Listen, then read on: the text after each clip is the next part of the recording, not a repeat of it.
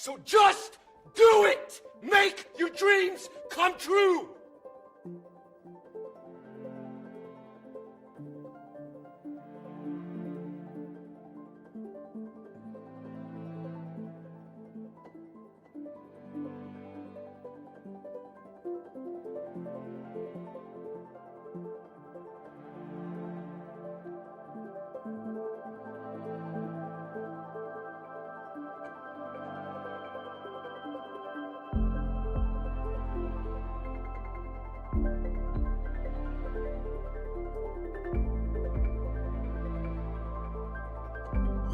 Testing, testing, hello, hello, testing, testing, hello. Testing, can you hear me?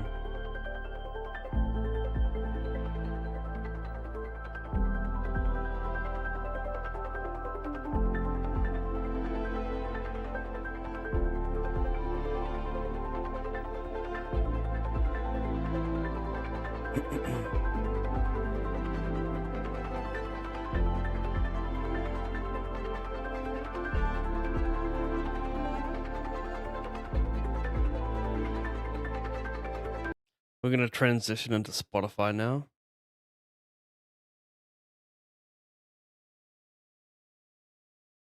This is released radar, so we've got this plus weekly.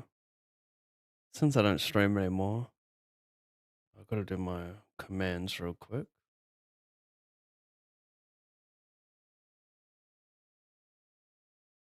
Even covering for a bounty, I don't see how I can profitably call it. It's funny, right? Because I cover the opener for a bounty and then I position on the small blind, but I just don't think Queen 7, King 7-0, like these types of hands do well enough.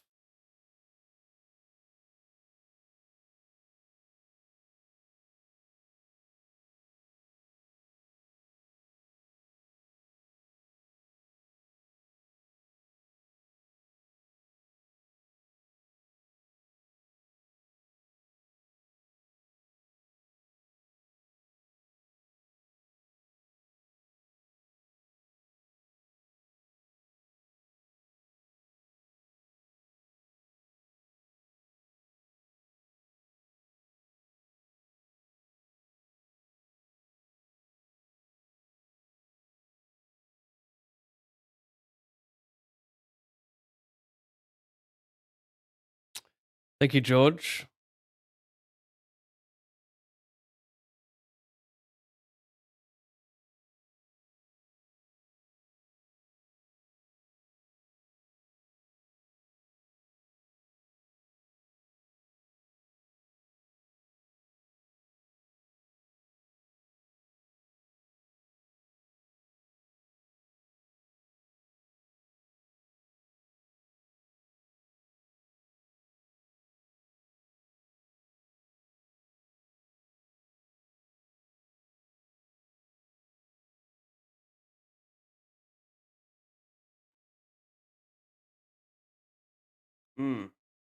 Got to do my thing.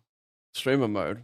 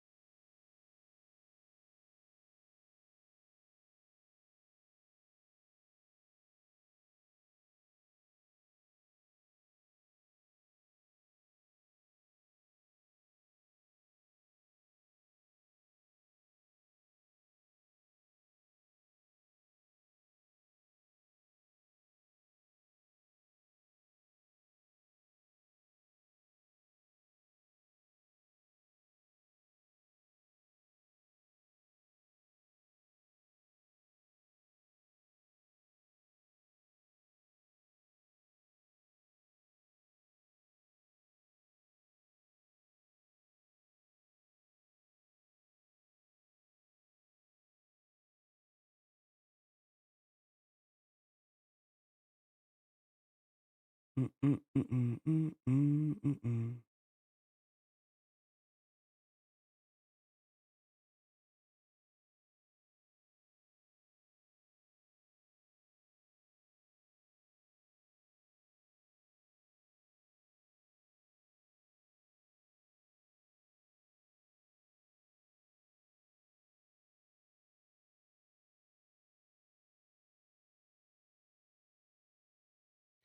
11 minutes.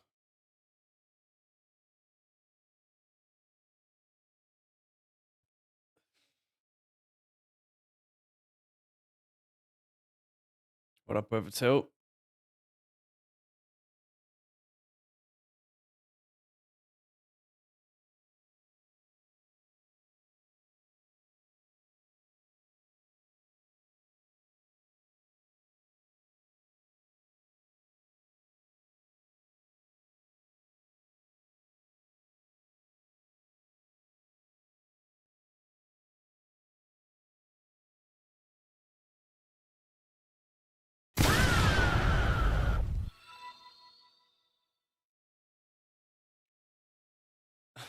Hey Proto, thanks for the 59, mate. Oh hell yeah. Yeah, I feel like just abandoned.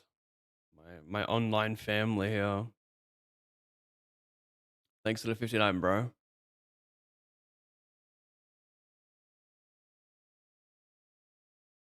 It's probably not gonna be a big session with such a late start. I've had a pretty hectic 2 weeks, really. Not gonna get into it, but far out. And I already can't stream tomorrow, so but Wednesday, Thursday, Friday. Got a lot of hours to catch up on so far this year. I'm well behind my average, probably.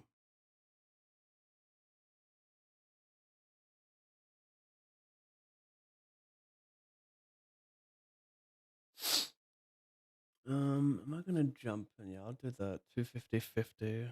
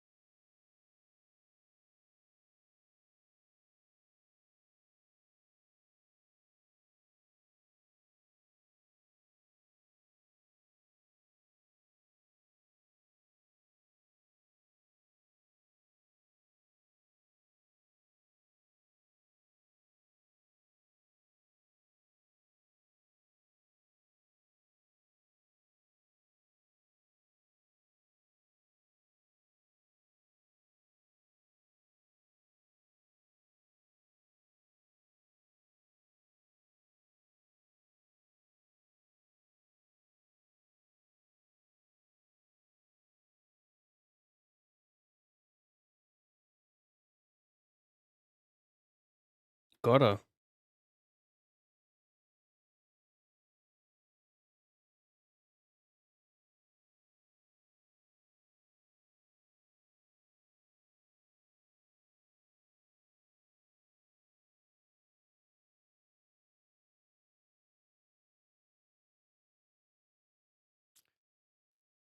Well, kind of good for both of our ranges. Obviously, more so for me, but I wonder if he checks back like. I guess he's more ace high heavy than flush draw heavy. Never mind. We'll just do that.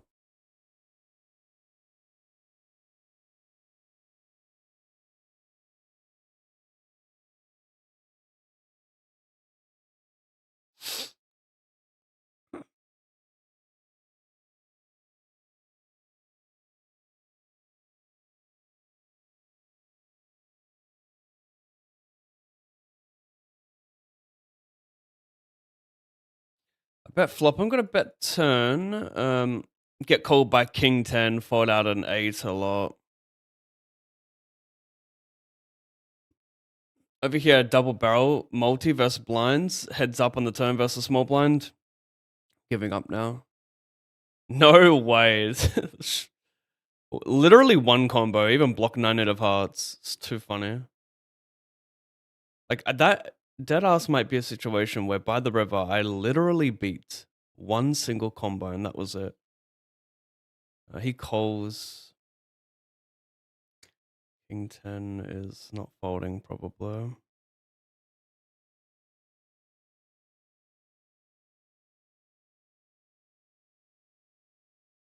I mean, that being said, it's like he still has like queen 10 jack, like just a lot of queen x and the jack 10. So I'm not, maybe for a hand like king 9, maybe that's the best run out to bluff. Maybe I should be sending that one.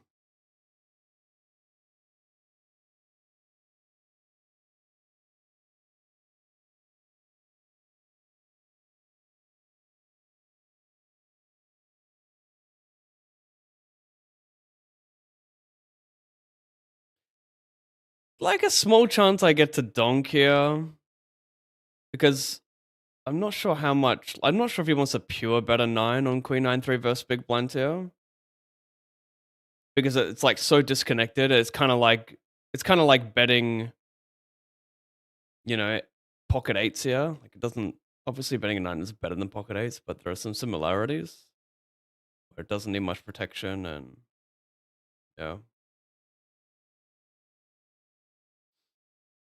Okay. Maybe too hopeful that he will bet slash bluff the ace is pretty good for his range, so.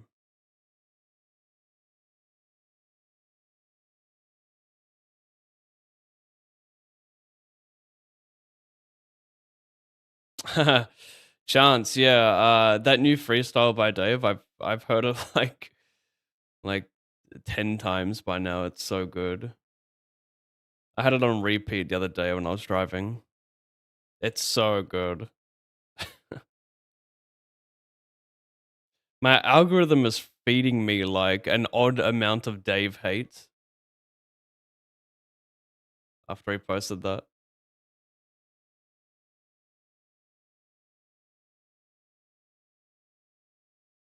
Let's hit Sierra.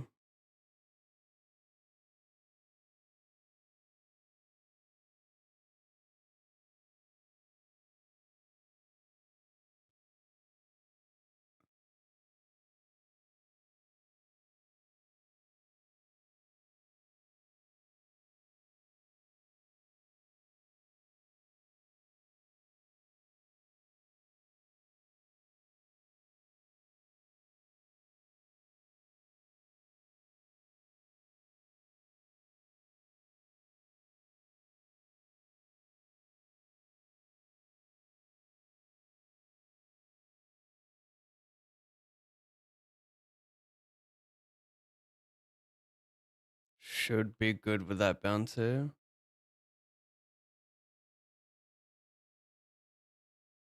Hmm. These spots are funny. Think I'll just mix this combo. Like it's a board where like a ton of our value doesn't need much protection, doesn't get called by too much worse.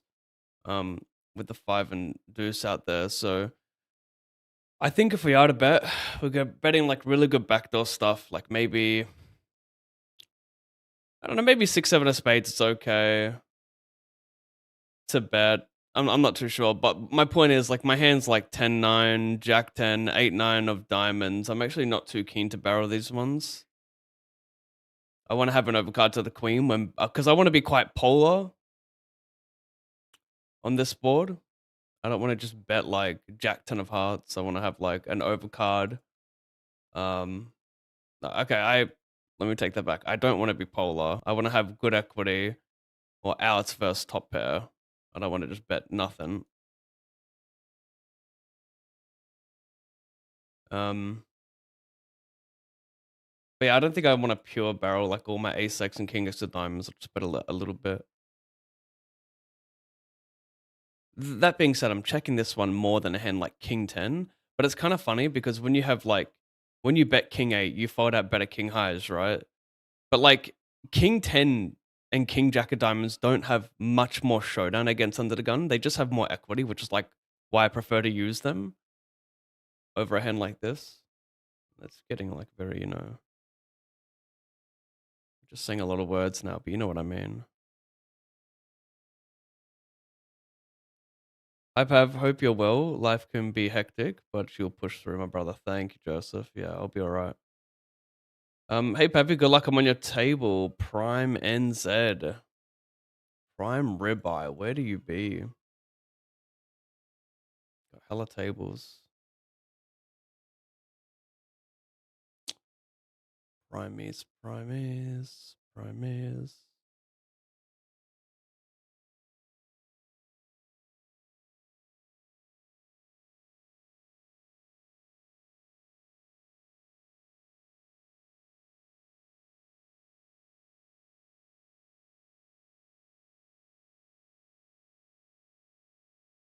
Okay, got a max late reg in.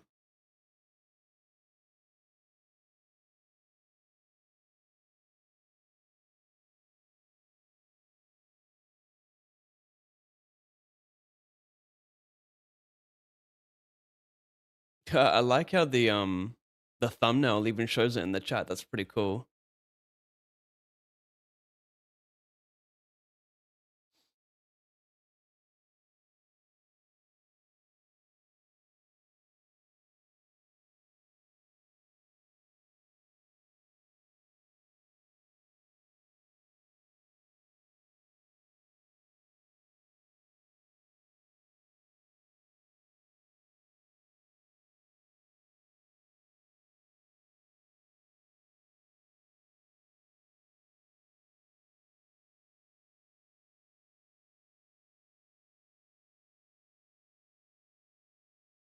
Go again.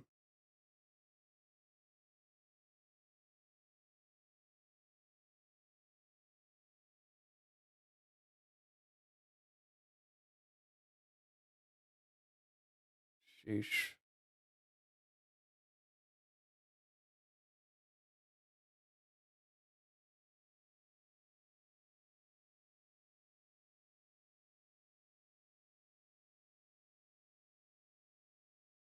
That's so fucking amazing to just chop.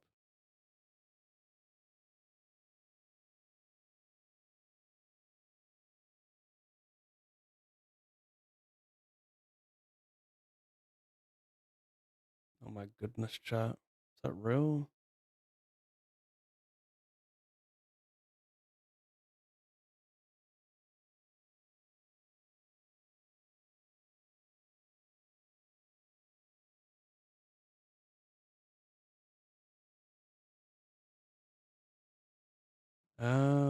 Yeah.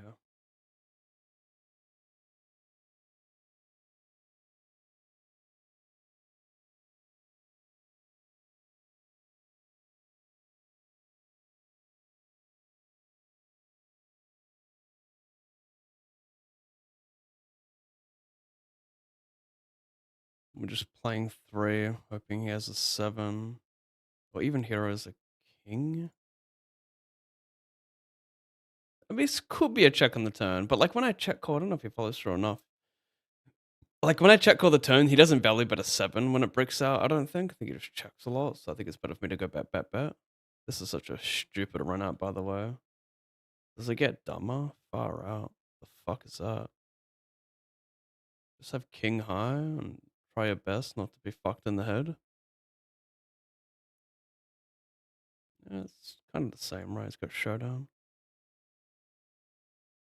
I don't really bet queen highs there as a bluff, and yeah, he beats my other. I guess we chop with some 10 highs, but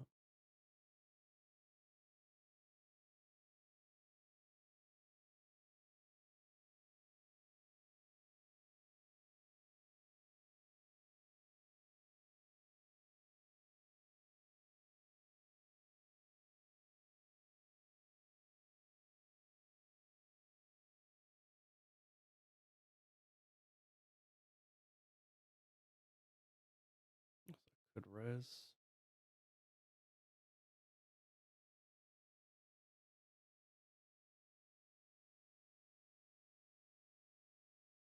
I flat pre, check raise versus small bet on 733, like doing pretty good. He misses a lot.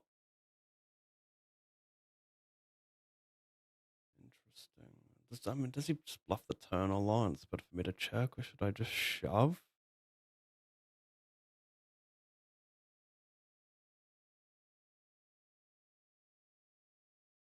Go small and target the king highs for the most part. He could have some 8-8-9-9, but that's, yeah. I'll just do this. I'm not too sure. Kind of depends on how he plays his turns with like these types of hands. So yeah, when he has like eights through kings, like how much is he betting versus checking the turn? And when I do check on the river, how much does he value bet? Because I don't want to say I'm like polar in that spot, but what am I doing here? Shoving? He's gonna be pretty wide.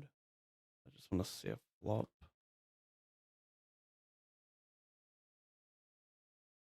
Just see a flop.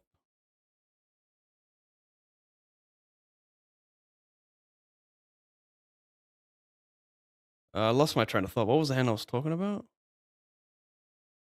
Oh yeah, the 5-5. Yeah, so like he what does my range look like? Like a 7. I don't really check raise too much ace high, do I? So it's like a 7. It's like a pretty small range that he's trying to target. Like just trying to target some suited 7s. Like maybe I've got like 6-6-4-4 as well. But like how much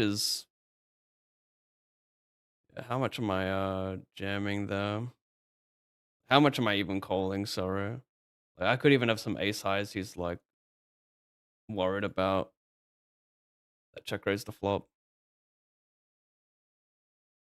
109 re-entry. The problem is when I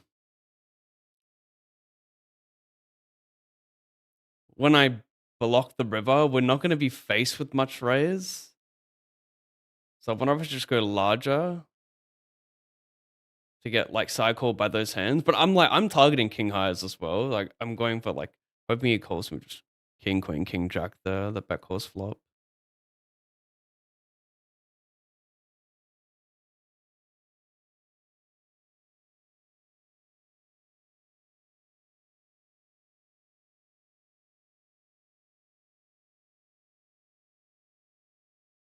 Did I add that? I don't think I did.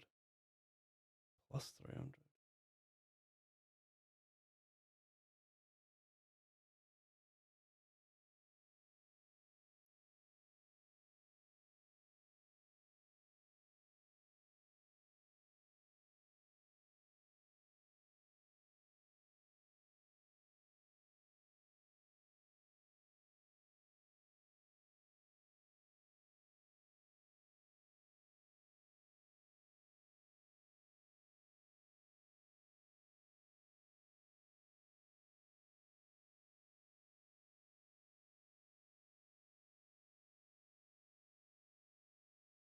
Yeah, didn't add that, I don't think.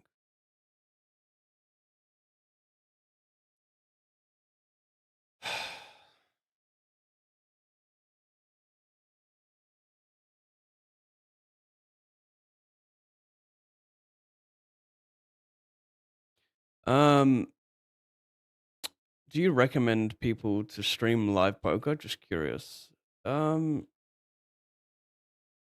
oh, it's hard to stream live poker. Like, you mean like going to a casino and trying to get all that? Like, you need to, yeah. I mean, I recommend doing whatever you love to do. If it's if streaming live is that, then do it.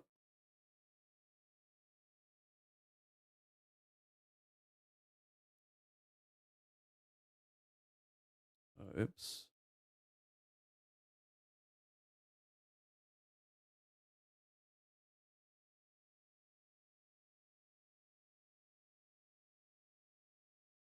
The thing is, like, poker is so niche, right? Like, even me, like streaming for 10 years now, like what's my average viewership been? Like a few hundred maybe? Like could I be better? Yeah, probably. The point is like it's hard. So like what are you in it for? Are you in it to just have fun? Then do whatever you want. Are you in it to try and make like a load of money or get sponsored? Just depends what you want to do, you know? I think like having to the setup with streaming live poker, like if you want to be like a vlogger or go to these games and get permission to film and then get like the correct overlay for that type of setup. Because a lot of people who stream live poker, like on their phone, they you don't even know what their hole cards are. Like you're watching and you're like, what do you guys even have? What's the floor? You can't even see the board, so they don't do too well. I mean, you could just be like the next person to do it properly. Joavito, hello, sir. Yesterday, my last session, Aussie nuts. I lost money, $4,700. I've been losing a lot the last 6 weeks or so, which is funny because the first few months of the what are we in now? We're in April, yeah. So the first like 2.5 months of the year, all I was doing was winning. It was like filthy. I could not lose, and now I cannot win. But I think I got pretty lucky at the start of the year. As in, like, I think I played well, but just like running above EV, just a lot of firsts and seconds and deep run every day type of thing. Now it's like hard to lose less than a few thousand on average, is what it feels like at least. It's all good though. It's all going to turn around like it always does. You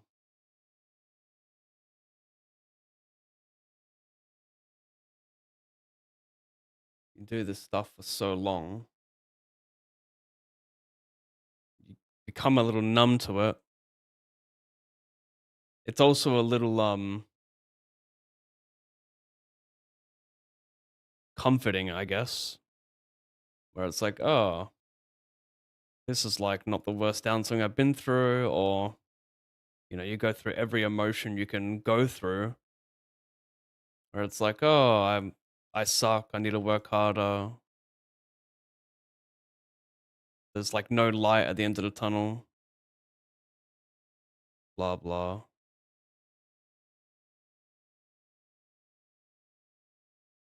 Guess I call this kind of funny because like one of five, like how much is he gonna be 60 like with his ASACs is probably the question as well.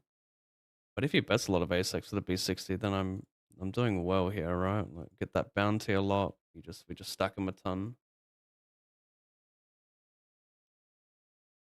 Probably still gonna call. There's enough worse shit, right? Even like I don't know if he doesn't go like he probably should just jam like every pair with an ace. Like ace deuce is probably just meant to jam at that SPR. There's enough flush draws, right, that he turns. This is like the part that we're worried about the most. All these overpairs. Lucky me. And also lucky me.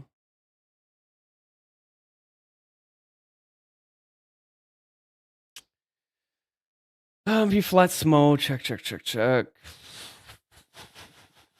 Like, how much do people probe here with nothing?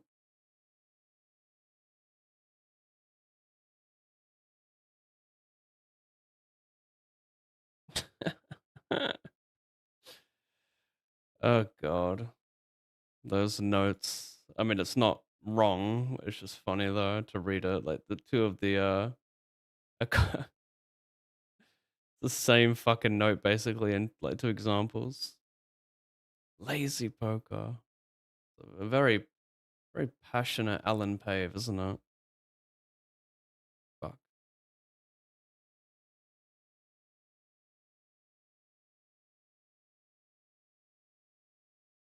good enough. This hand could be worth more closer to the money. Because like, what's the EV difference between this and ace deuce suited? You know, like it's not. Can't be a fist pump, I guess. Here, covering the small blind. His range should be a bit. I mean, his range is going to be pretty. I mean, this is unfortunate, but it's going to be like very suited Broadway connected bullshit. Like you just when you cover, you just kind of love that spot with Jack 10 suited. I wouldn't be surprised if like 10-9 suited was making money too. No chop. Ah, there is a chop. Nice. I'm not gonna re-enter that.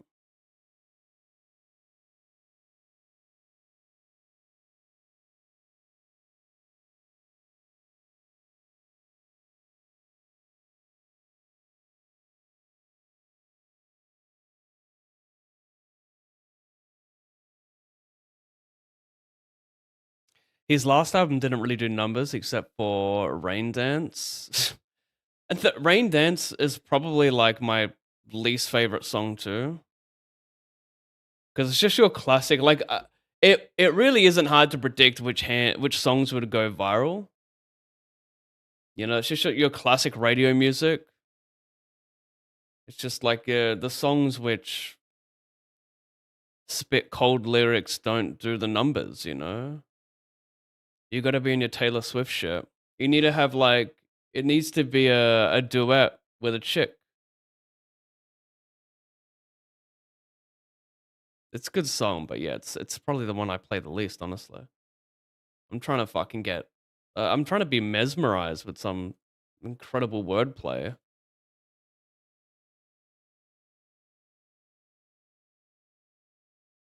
Seems like his label kind of slacking on him though. I don't see him as advertised as much anymore lately. I don't know. Is that a product of the label or like the artist?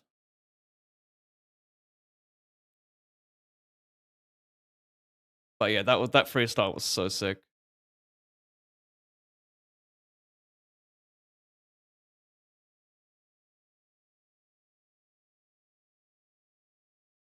I would just go for 3 streets, yeah.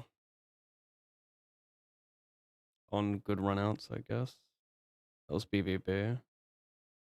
Defend. I think this hand's just a little bit too weak in the low jack with this ICM, so I'm gonna let it go. Ace 9, I think, would be my bottom there. And then as you get even closer to the money, say we're 10 front of money, I don't think I'd even open Ace 9. The fake math always works. I guess.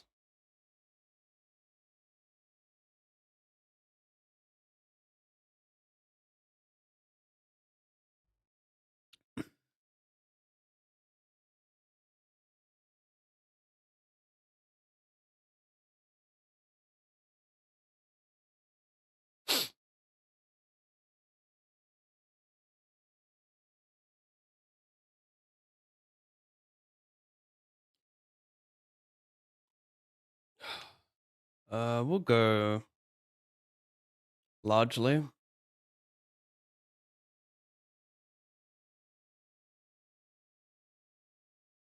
Oh, Dovey, you're too clever, bro. He raises and check jams his flop. I call, but I just don't really know. He's gonna be very suited heavy, right? I think he's also gonna be very suited heavy into check jam, like a bunch of flush draws. Like how much 6x is really in his range here? Could he ever do that with like ace 5? Damn it, Dovey. When will the tide turn? When will I be drowning you with runouts?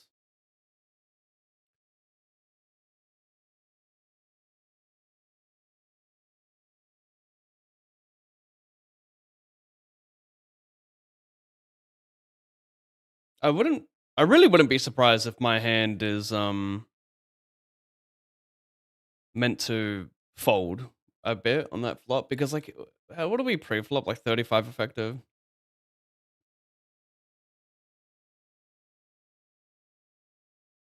I mean, the shallower the better, obviously. Has more offsuit hands with draws, but oh no.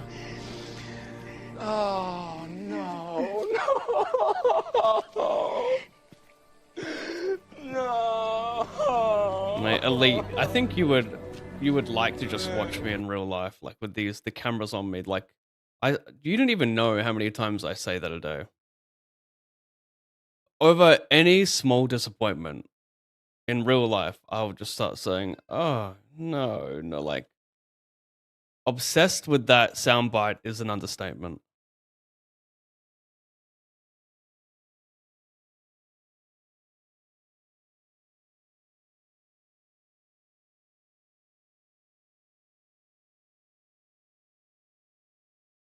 Let's shove up the antes and the blinds, my friend. Wait, since I'm the small blind, do I actually? I mean, I still make chips, but he makes more, right? Because he gets half my small blind. Is that like a rule where I get like my small blind? No, he would just get half of it. So like, he wins more on this hand, is what I'm trying to say.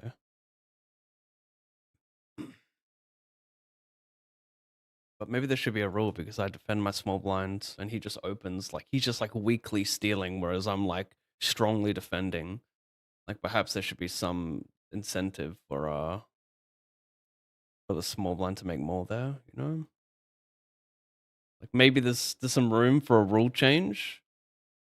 It would be kind of a nightmare to officiate in real life, but you know. There's some legal grounds there, I think.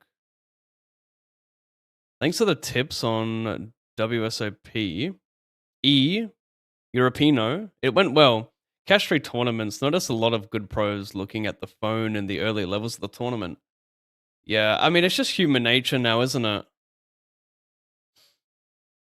You know, like we're all addicted. We're all on our phone way too much. We can't, and especially like the online guys. You think they're gonna just sit around like they play so many hands an hour. They're just not used to waiting.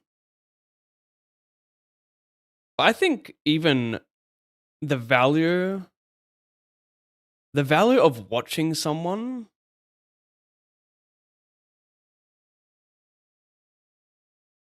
How much raise am I playing now? I think without a heart, I'd probably raise. The value of watching people in live poker and not going on your phone. Like I think the value is not. I don't think the value like really lies with paying attention and being like, oh, like seeing what like showdowns they rock up with. Like there's a bit of EV in that, of course, but I think the main value in staying off your phone is just like preserving your energy. You probably get to do. You probably are just a bit fresher than players who go on their phone at the end of the day.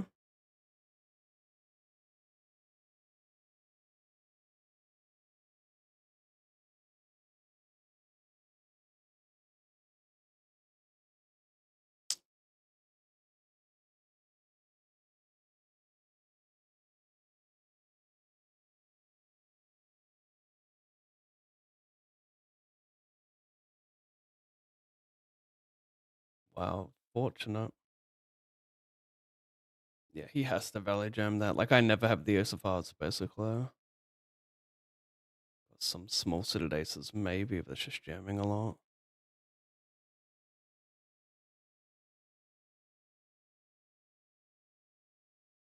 Lean Dre, thank you, sir.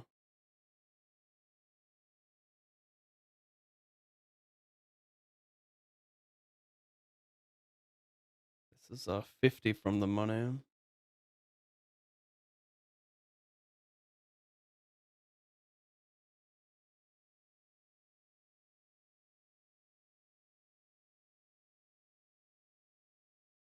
This is 9 from the money. Again, chat, a small session. I'm not feeling a long one. You start as late as me. Kind of lose all motivation to put in a full session when you start in dead hours.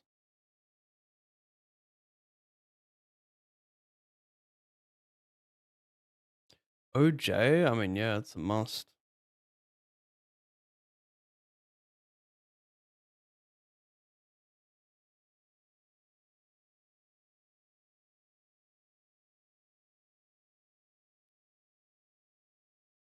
Damn.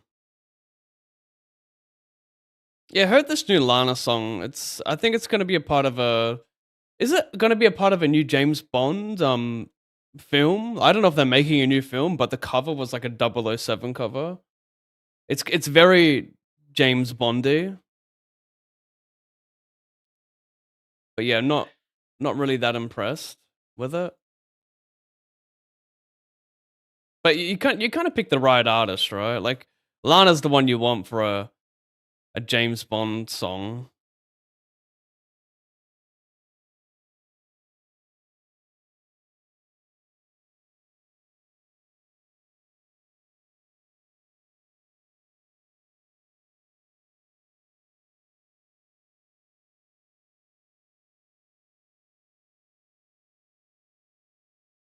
See, I fuck with this part, but the whole build up is whatever. This is a good part though.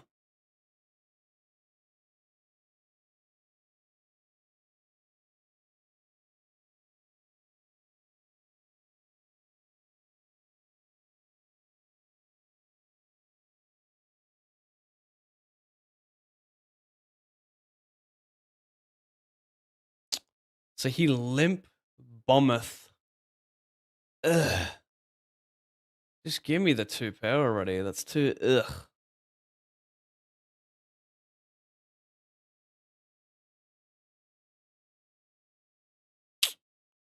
Why the big size in Queen 7 deuce?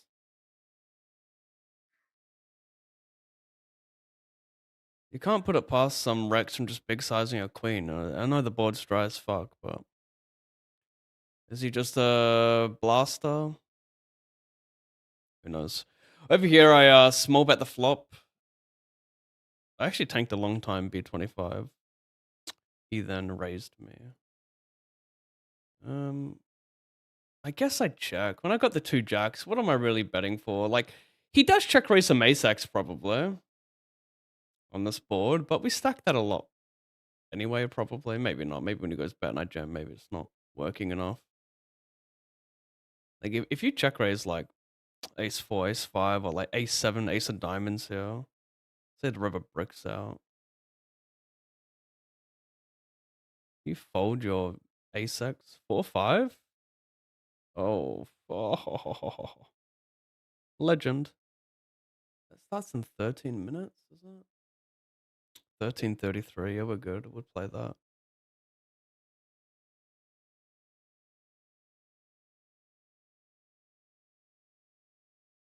Wait, did I even show this?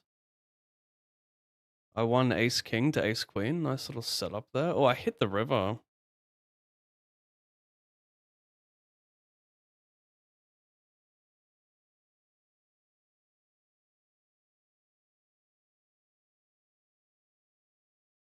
That's going to be 50 plus re-entry. I need some help.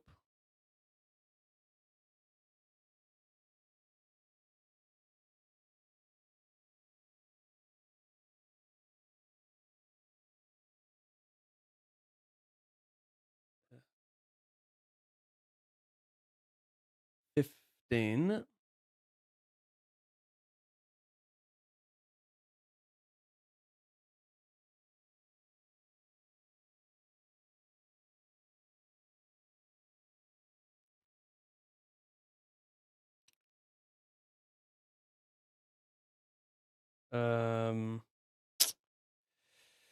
It's got to be a big size here ish. So I dunk the flop first under the gun. Oh, 55 the turn. But I want to pick a size which makes it like a ace 5, ace 7 indifferent, right? I don't know how good the king is because he's gonna. We wanted to have king 10, you know. So it's nice to unblock like ace 7 though. I don't know. I don't know how much I want to bet this one. Tricky one.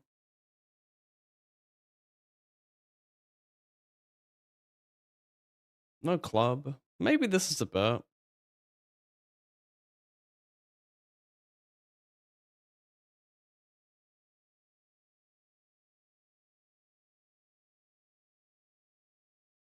Bubble 2, this hyper. Oh, this is in the money now.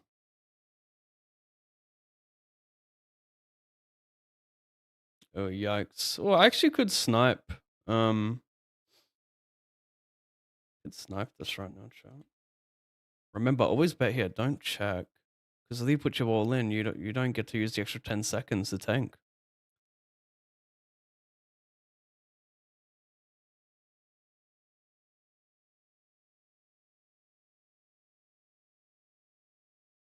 That's a terrifying hand to see. So terrifying, I'm getting quieter. Fuck yeah. Shit. Sorry, almost timing out.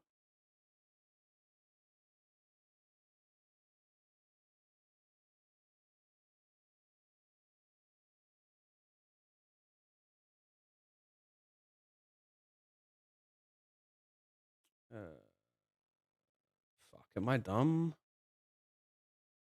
Oh, hang on. Over here at OJ, he's short, so yeah, he still calls worse. That's okay. An ace for all of it? No, we're gonna chop. We don't want an ace anymore to win the side pot. I mean, do we still want that? What? How big's the side pot?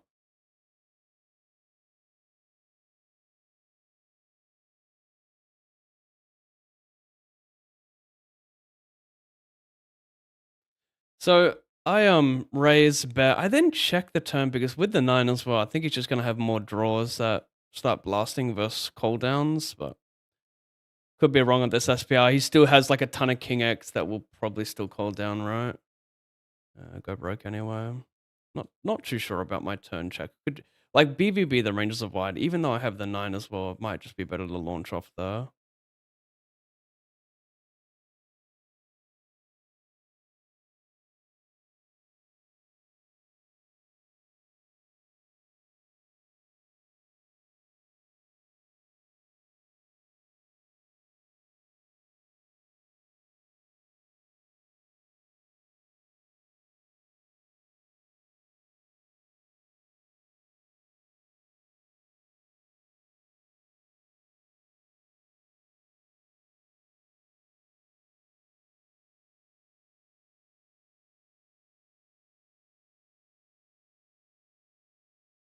Probably worth 3, but yeah.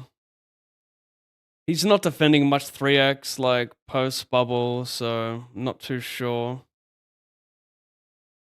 This is way too big. This is just sloppy stone bubble here. I should make this like 3.5 or 4. This is probably a tad too large.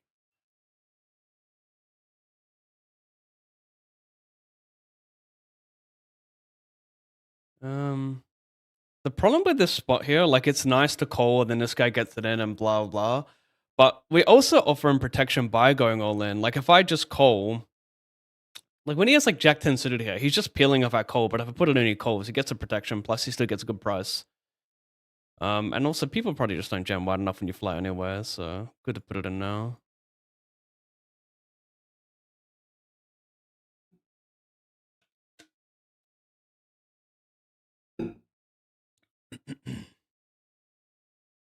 Oh, rough. Very, very rough. Over here, just cold.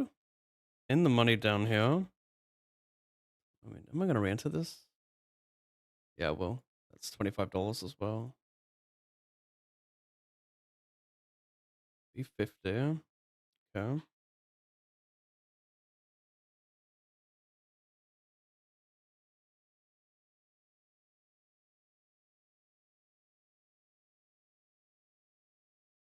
$65. Starting is 100, right?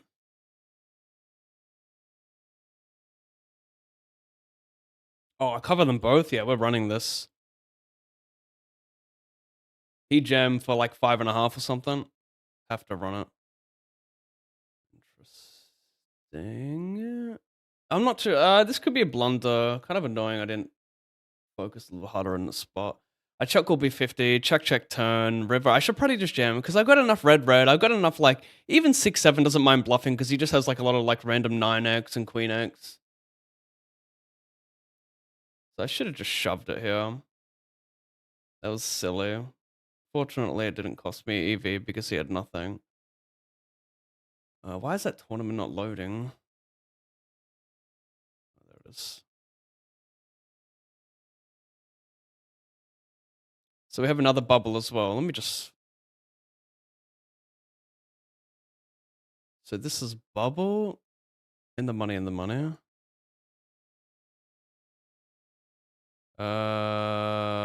Fold, I think. Hmm.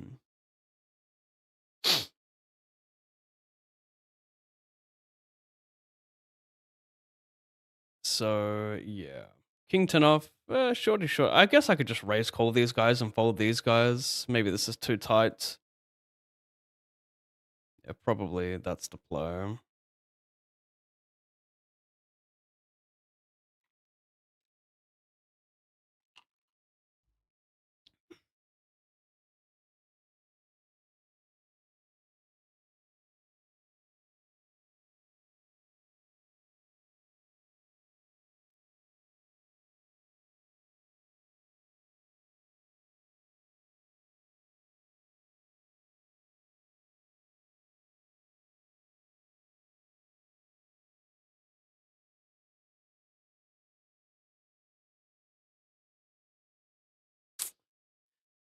God, this is close.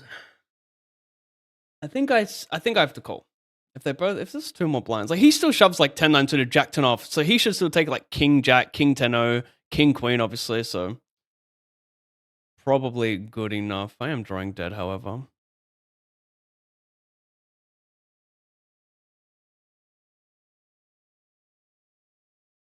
$50 hyper.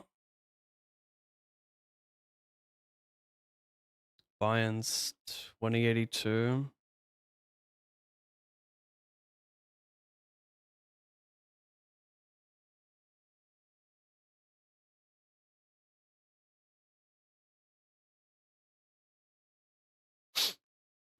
Rough. Is this any two? I've got to put in 1.5 more. Is it any two with the 0.9? I think it is.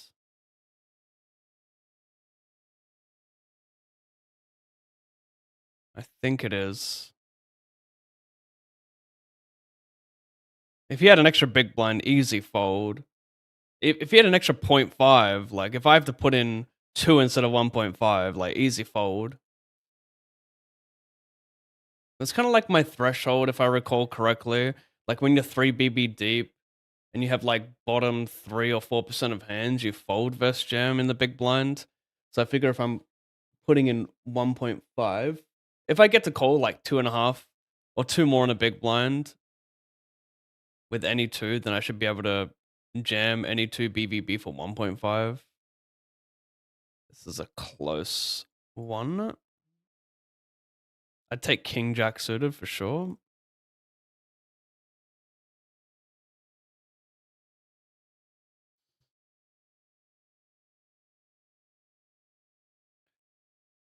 That's interesting. I had the opposite thought that by looking at the phone, I could conserve energy by not focusing. You don't, yeah, but like when you focus, you don't need to focus intently on the other players, right? Like it's good to see some showdowns, but I think, yeah, I know I know what you're trying to say, but I guess both looking at your phone and focusing on players can like drain you in some way. But I think when you're on your phone too much, like that kind of just fries your brain.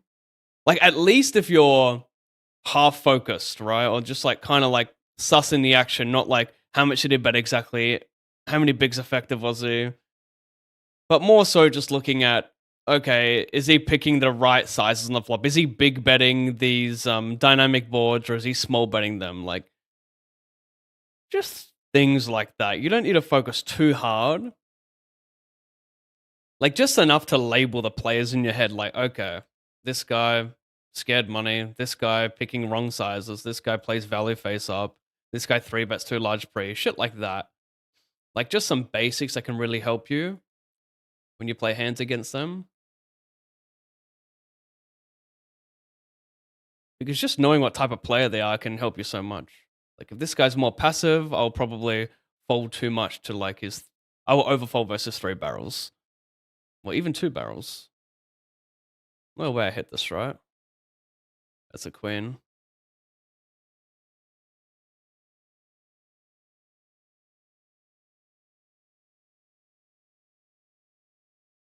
That's unfortunate. The only guy that covers me at the table.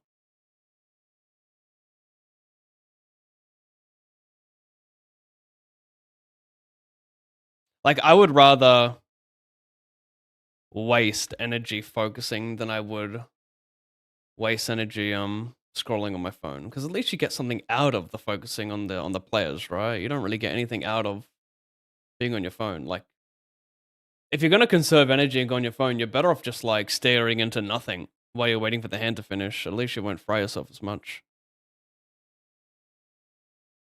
That's polarized opinions with Pav.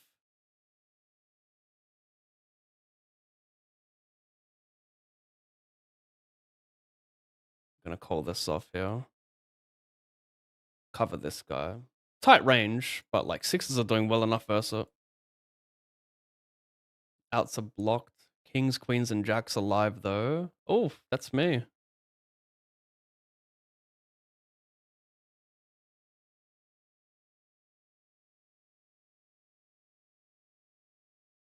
So out of this one for 3x, over here we're running it no way.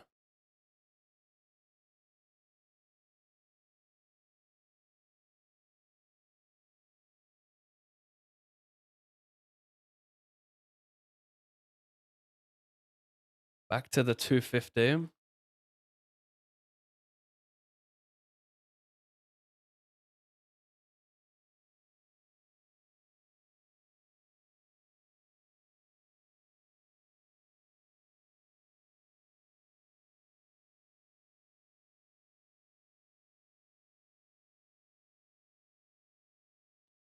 This looks a bit too dark.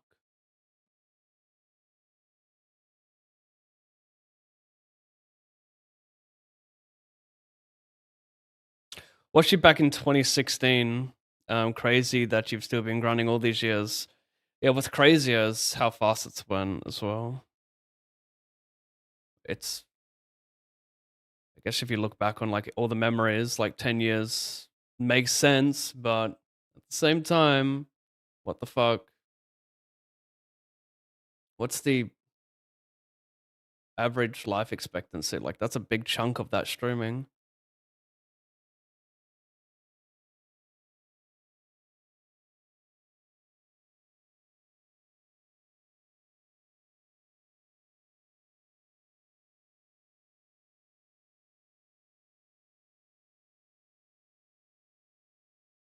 Guess we're gonna do this. Shorties with bounties behind. I guess we can go kind of crazy with offsuit ace because he's opening so wide, covering these guys.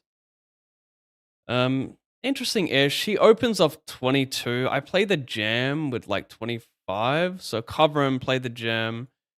Jam versus non all in is like the interesting part, because this is like the hand you use for jam typically in most positions. But I just still wonder if it's better to play non all in for the most part versus under the gun. I can just shove ace king, ace queen, nines. It's all good. Yo, Rob. Rob, thank you so much. 78 months. Good luck, Pav. Thank you, sir. Good to see you still around. And that is a sick badge you've got there. Aren't I glad that I fixed them up, because that looks neat. That looks like ninja like. Ace 4 if I fold. Yeah. I'm not sure. It is in the money, so we're gonna be a little bit tighter though. So maybe.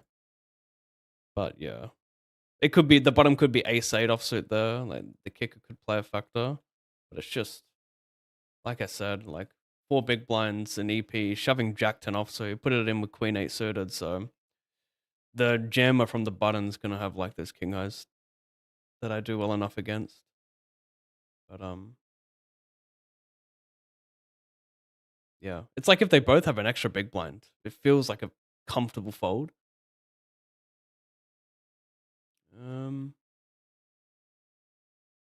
What is that? No, I'm not gonna re-enter that. Over here. Next page up at 24, locked up 667. 67.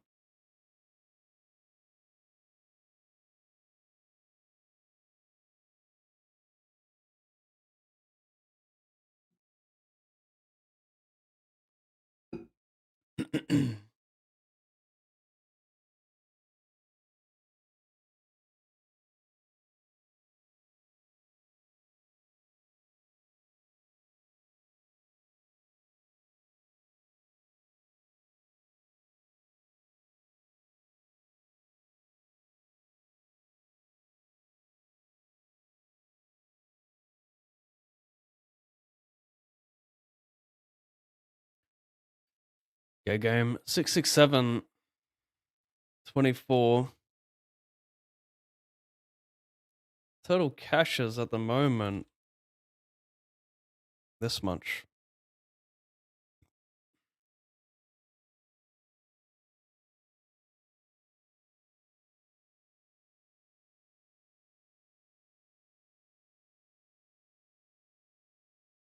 Guess I can quickly chuck that in. Cashed the $250 hyper for 667 and cashed the 108 speed racer for 289.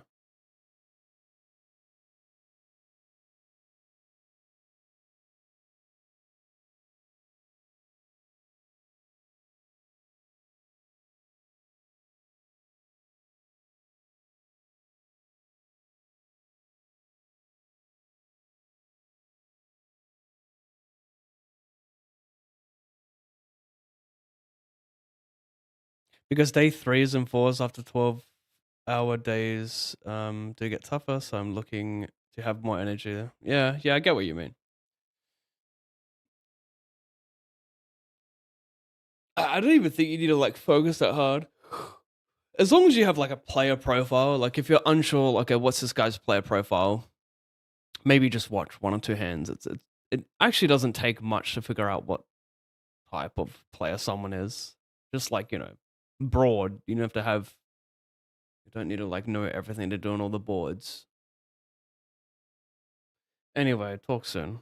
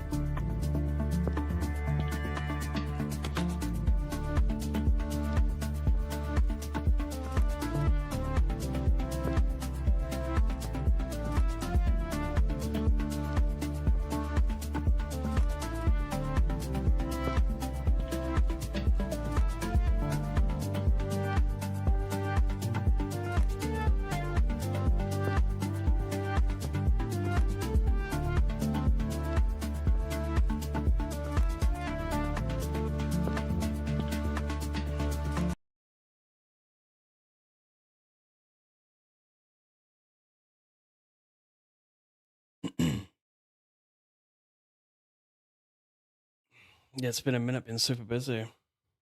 Being busy is a good thing, isn't it?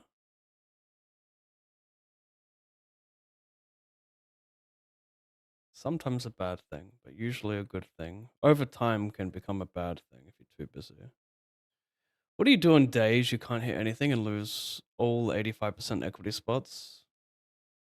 Nothing different than if I were winning every spot. You know, that's just poker. You accept it that there's an annoying amount of variance in this game, and that's it. You accept it. You don't let it control you too much. It is what it is. And the guy who's, you know, grinding next door has gone through the same thing at some point at least. On average, we all run the same. Like, that's straight up. On average, we all run the same. Some just react better than others. I got this new milk. It's like full cream. I forgot what else it said on the bottle, but it's like that organic, like it has an insane amount of like chunky cream in it. Like, you have to give it the most thorough shake to use it, and I shake it as much as I can and shit. Like, you can see clunks of it. Maybe you can't, but yeah, you can. Can you? You can. That's a fucking. Oh, is that a light? Yeah, you look at that. Look at the very top of the glass there. The lighting's horrible, so you can't really see it. But there's floaties in this thing. It's so foul looking, but I don't have any other milk, so I'm just dealing with it. And I'm like fucking slurping up some fucking clunky cheese. I don't care how healthy it is. I don't want that again. I don't want that shit to pass through my lips. It's not a nice texture.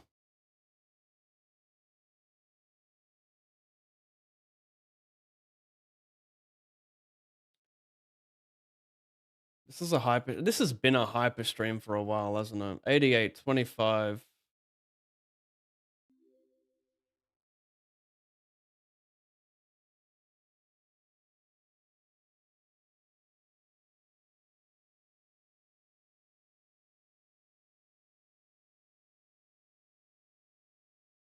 Fifty,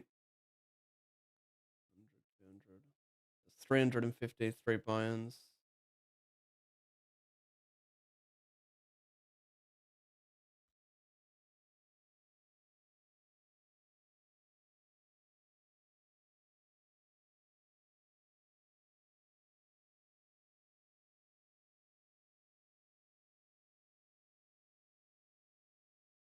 Starting as 10 over here. Yeah.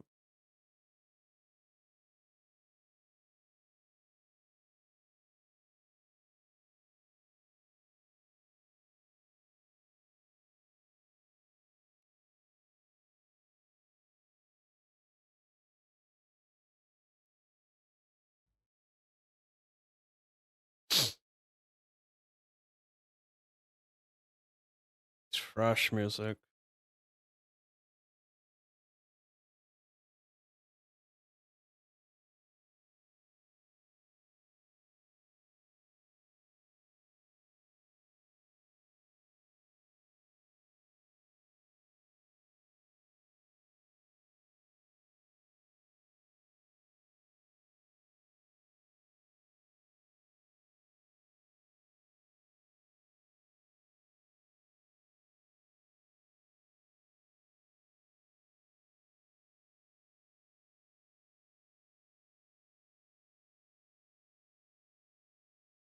Two 15 and 8 minutes. 1, 2, 8 minutes.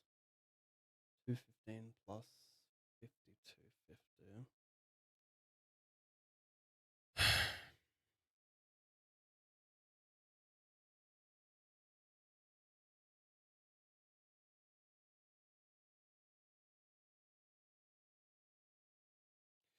That Dave freestyle, I wish it was on Spotify because I can't play anything on Chrome because it passes through YouTube as well, and I'll just get a strike or whatever. But that's such a. I mean, can I play that? And then if I mute my YouTube mixer, I think it could work. Such a good.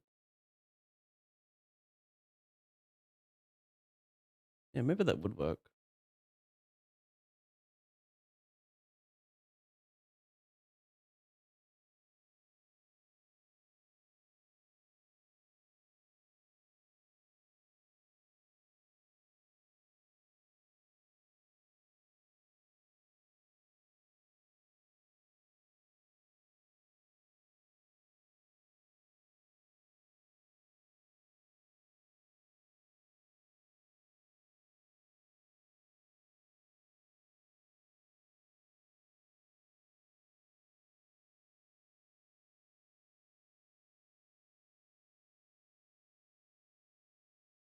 Sure.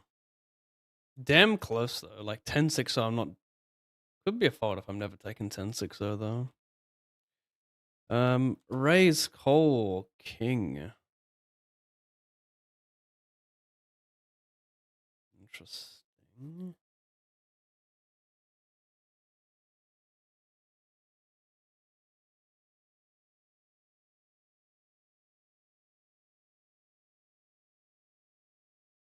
Sad.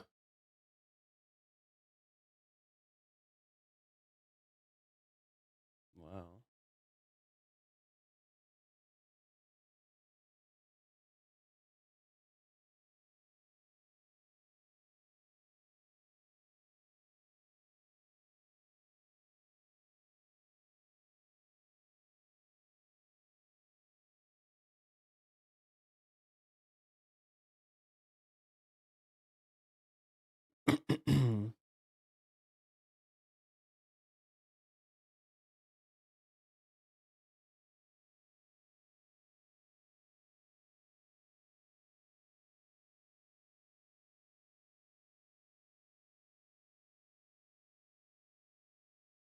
this.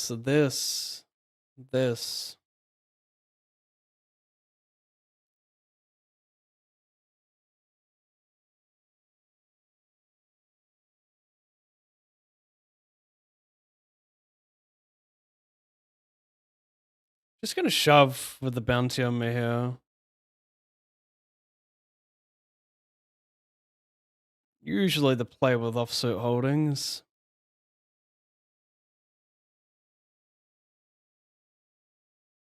Nasty. Go back to that. Oh my god, you have that for 6 blinds? Red, 5. King? Nope. Over here, 5.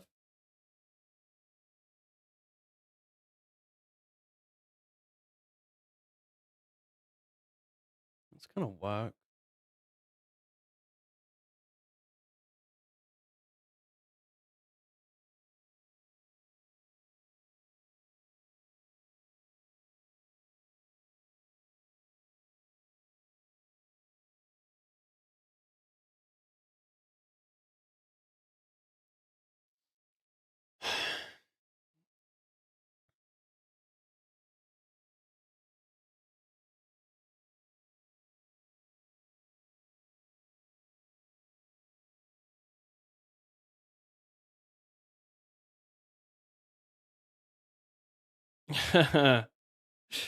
The iced coffee is, you know, the iced coffee transition from Red Bulls, maybe the healthiest thing I've done prime NZ.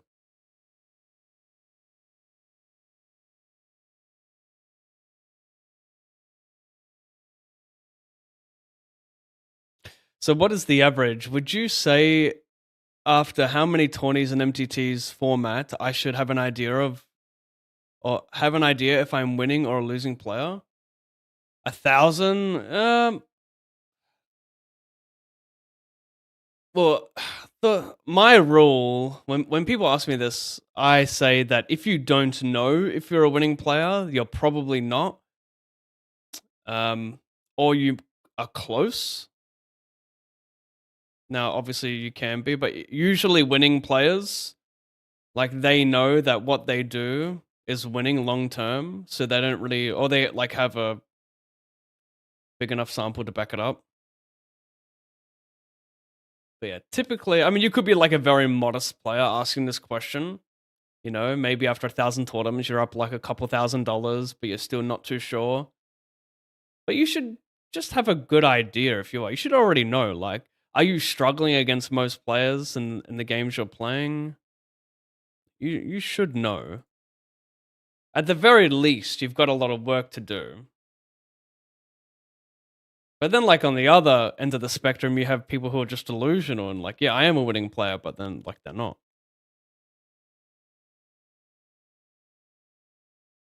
So, not really sure what to say. Like, yeah, I don't think there is a specific amount of tournaments you need because there's so much variance in poker that you're not going to know your true win rate after 1,000 tournaments. Maybe the best way to know where you sit as a player would be like a database review. Then you can find out where all your leaks are and where you should be at or what is attainable at the level you're playing, like at your big blind win rate. That is.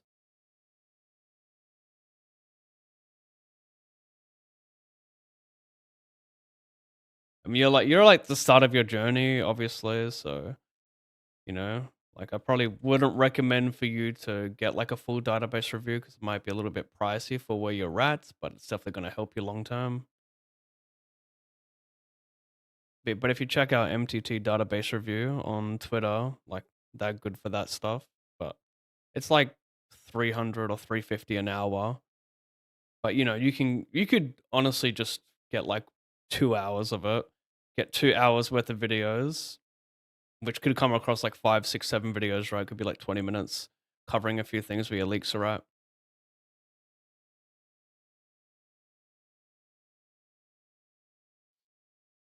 But yeah, I wouldn't, I don't think results are a good, like accurate representation of how much you're beating the game, obviously, because it's not hard to just like bink a couple tournaments, which can completely sway 1,000 tournaments. Like what the fuck is that for? Jeez, did I make it in time? Yes, I did.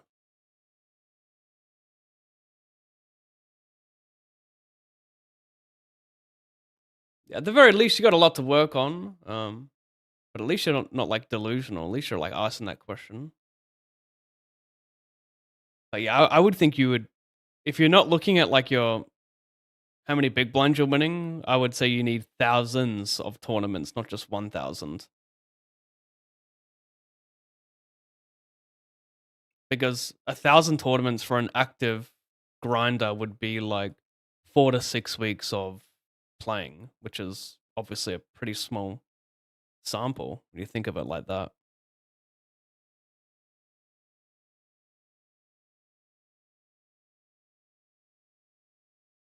This is in the money, and I'm second. Oh, cool.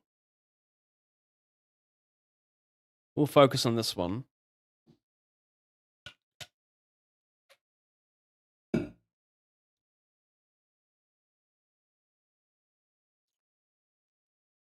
I can't express to you how bad I ran today. Part of me wishes I played bad and shoved low pairs or bluffed in these spots, but when I get owned at 92% of my 80%, yeah. You don't need to express to me, like I've been playing for 10 years. Like I know how bad it can get. But just spend more time on what you can control versus what you can't. That's like not only going to make you more money, but it's going to improve your mental game a lot more. Because you're not going to be burnt out on thinking about how unlucky you are, and instead you're going to be thinking about the process. Very hard to do, of course, when you first start out. Like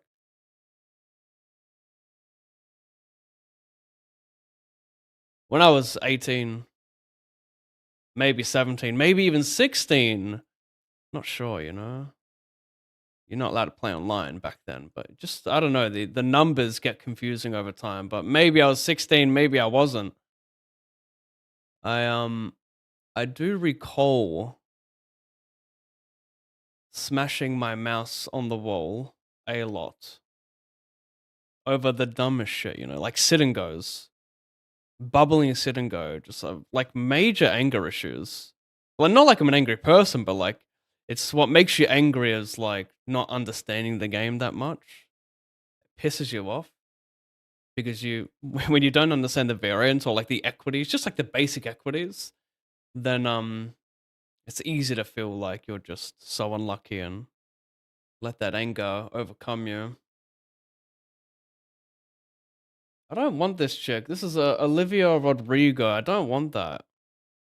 I'm not my niece. I'm not trying to play that right now. I mean, OJ. Am I getting called by enough worse? I am, and I cover. Yeah, we're just gonna OJ. Like for chips, non-bounties, like 20 big blinds, you shove like ace 10 off. You shove all your ace X, all your offsuit ace X a ton, right? So even though we're a little bit deeper, we actually have more incentive to jam because we cover. So it's not going to change much. I'm stoked. Got back-to-back wins on GG last night. 5K all up. Nice, Prime. Congrats. Back-to-back wins.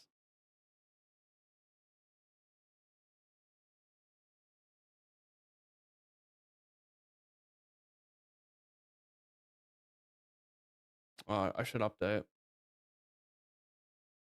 real quick.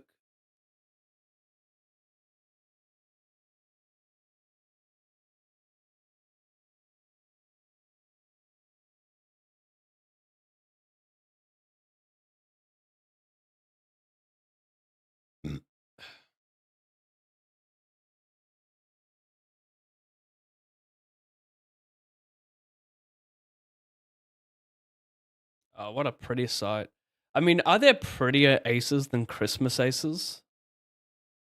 I don't think so. I mean, I will say that the dark aces, like you give me black ace with blue ace, yeah.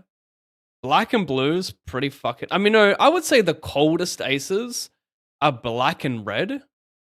I reckon they're the most lethal looking, but the most jovial and pretty would be these ones. In fact, I would say that the black and blue ace ace combo might be the most anxiety driven ace ace combo deep in a tournament. They look the most crackable despite looking the most lethal, but these aces are the most jovial. Change it, like, you know, it's all about what do they say? Wow, that's a fucked up sizing, but yeah, let's donate. They say the you know, like speaking that shit into the universe and making it become like reality. Because you got a more jovial looking ace ace combo, it's going to there's a word. It's going to like win more because you're just happier. So you're putting that into the universe. I mean, let's just change this to drawing dead. That's crazy. To give him 4.5 still. So I'm pretty sure Dermot Kennedy has a new album. They all sound the same. Disappointing. I'll give it a sus later probably, but I gotta skip this. It's not it. That's exactly it. I don't want to be a delusional player, but I'm starting to come back to the game and studying every session very carefully. I think I just had a very, very bad first day. Yeah. Very, very easy to have a very bad first day. But even when you're playing horribly, you kind of have a good idea, like what you're doing is right.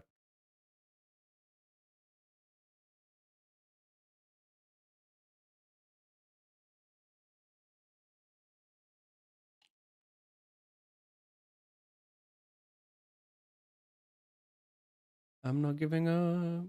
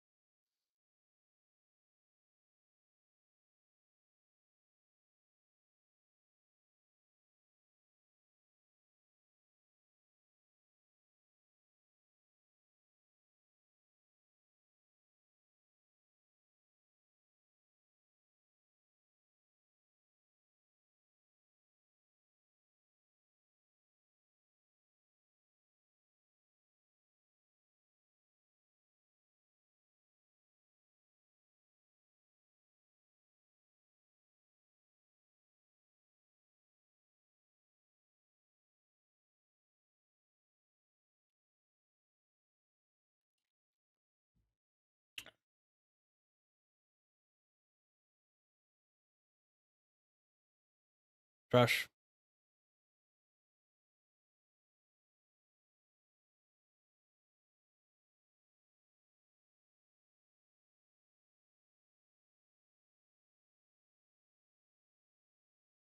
Yeah, this will do, I reckon. Close to the money. Yeah.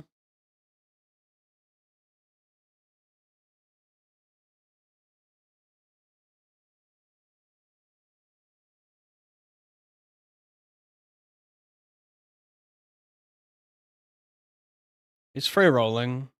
No, he's not. This is happening. This is happening too. Somewhat cheeky with 5 from money. He's got a pretty good position to steal with a nice stack, 25 blinds. We didn't play a ton of flat. Some, obviously, but Milosh knows how to 4-bet though. He's a smart man. Oh, he's going for the clickies. He's going for the printies if people overdo it. I don't really have the hand to continue versus people who print here, unless he does it like not with range, but some people might. I just don't have the hand that can peel, Milosh. Unless you're range clicking. Well, you're not, because you have hands that want to call and jam, but you know what I'm trying to say. 8, please. That's everything. 8, 6, spade, 3-sider. Good color. Good color. Good color. I'm telling you, it's good.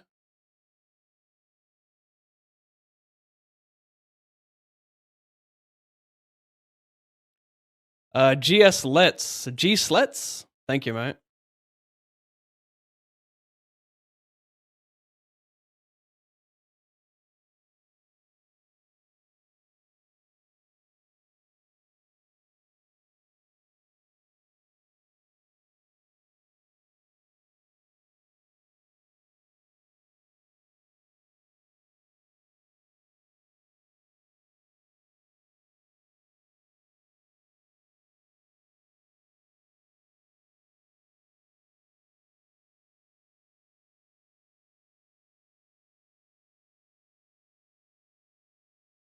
All the pots are worth a lot in a hyper.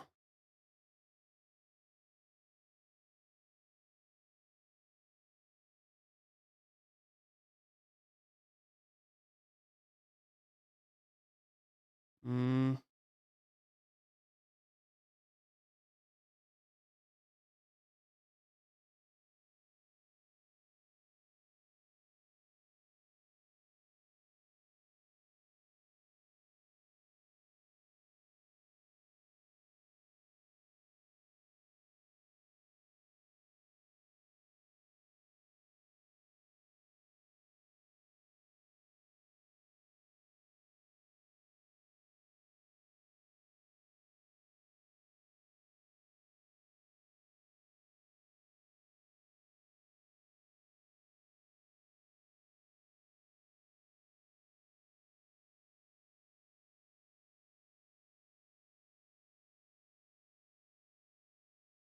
Yeah. If it were deeper, so I see better in the 3-bet potty min raises. If it were deeper, I might just re-raise, but SPR is going to be what it is now, like 0.8 or something. So I'll just jam it when it goes check, check. This is annoying because I can see him raising 5, 6, or 7s on the flop a little bit. But he can also just have ace, queen, ace, jack. So. Yeah, kind of funny when you have a hand like ace, queen, and I jam here. Because, like, what's, like, even my bluffs get there. Like, when I have, like, ace, 5 suited in that. 6, 7 suited.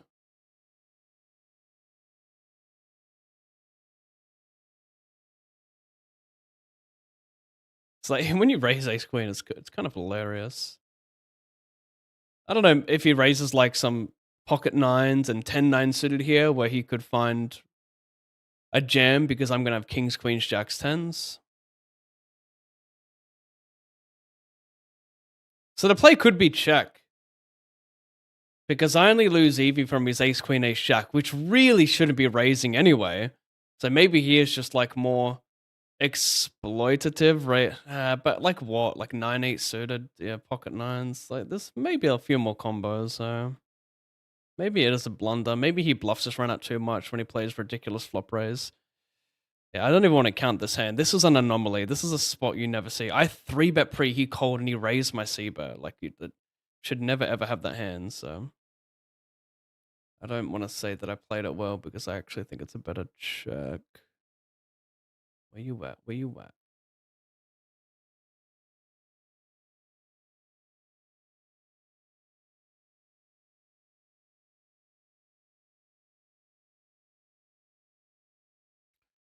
Could be blunder size-wise. We're in the money. I go big size on the turn here. Like, I only want to go big to be fair. But maybe, like, I should be going, like, 60 instead of 80 here. Just of most of my range and then playing slide over bet. I don't think it's worth 3, obviously. Probably get close to max. What is this? He jams. We're in the money. It's small bounty now. We have to fold. The ranges are too strong.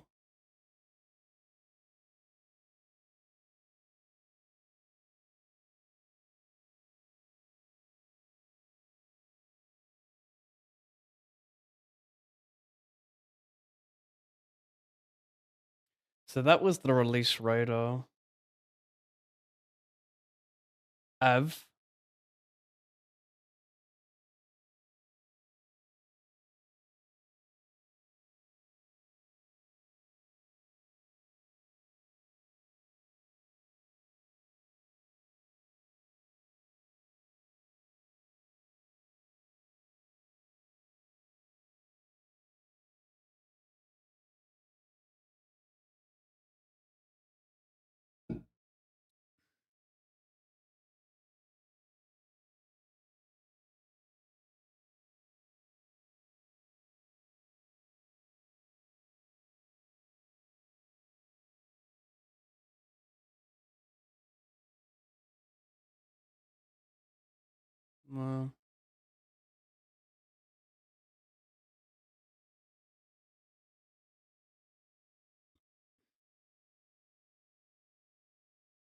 Maybe I should check this. With the hard, he has like no 3 and deuce X. He's not range betting this board. He's checking a lot. It's meant to check a lot, so maybe he's going to have enough delay bets there. I think I should have checked that.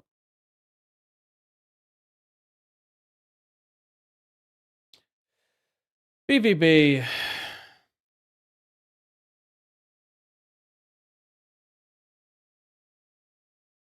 What up, Chopper?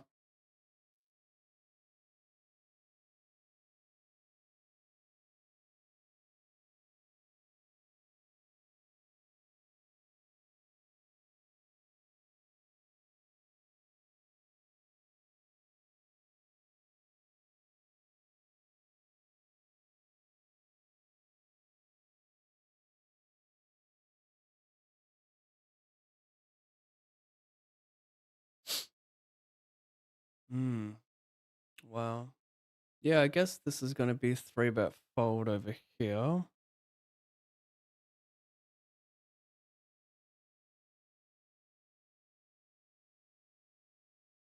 Pav, mate, no Aussie Millions. Nah, not going to Melbourne for Aussie Millions. Maybe next year, maybe the year after. It's a relatively long flight, and it's just yeah.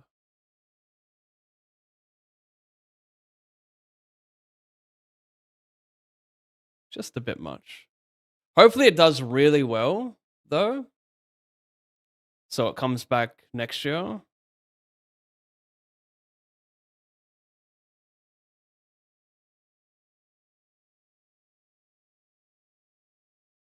Over here, I limp, check call, love.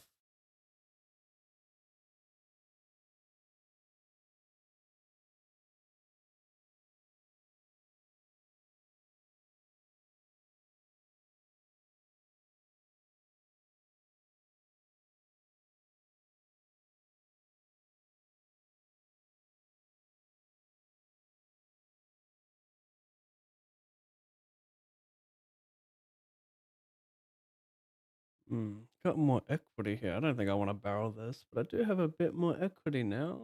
I don't know. Maybe this is stupid as fuck. But I know, like, I think 3 from the money there, like, you're folding every jack, and then even your worst king X probably hates it. So maybe it's okay to just launch that third pair.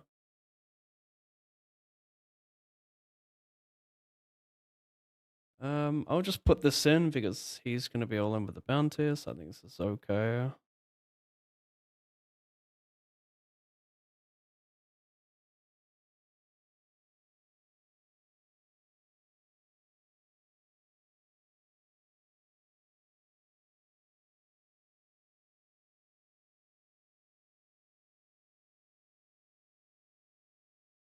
Shit.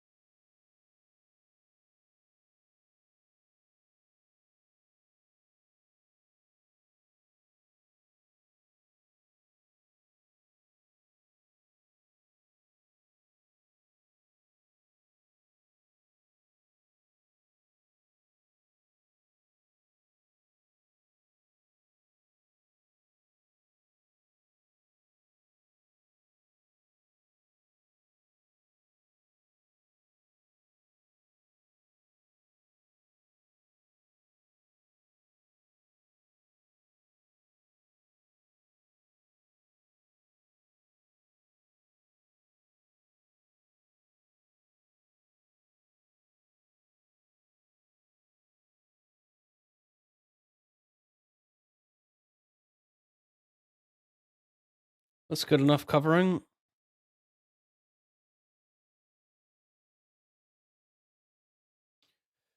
$77 is in the money, by the way. This is 2 front of money. Gotta be careful with any 2 in the spot because he could I should already see where he's at. If he's sitting last, but then again, like he could have protection at 13 and fold more with that added protection. I mean, even if he's 14 or 14 there, like it's probably still fine because he still folds. He's still gonna be tighter than chips 2 front of money though.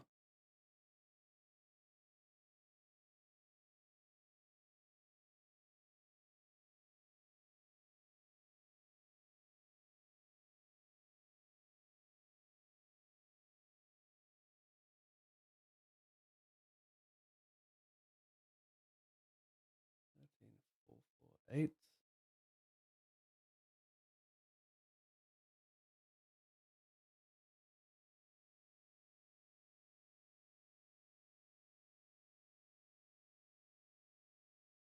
That's a quick squeeze versus very tight positions.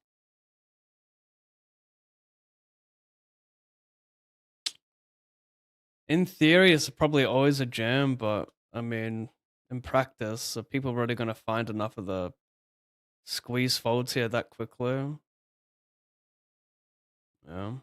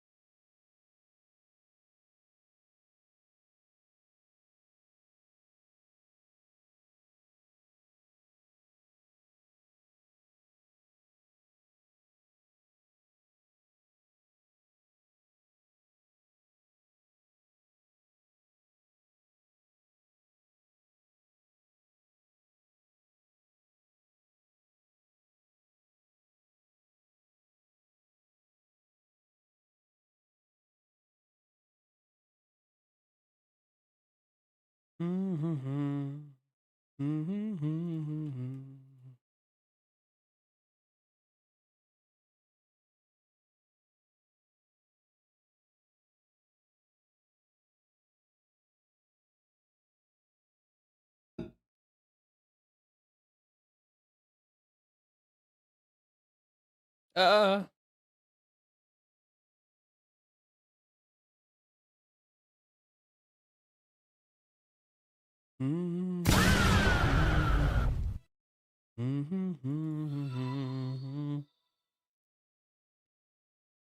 Jagban. 5 months on the road to the channel. Thank you, Jagban Joker.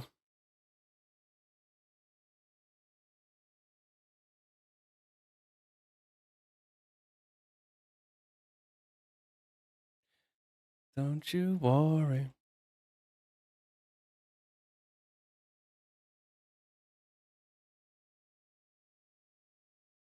Ah. So we've got this plus the 100 speed racer or power hour. So you get protection and power hours, which is pretty cool. Hit me. Good color.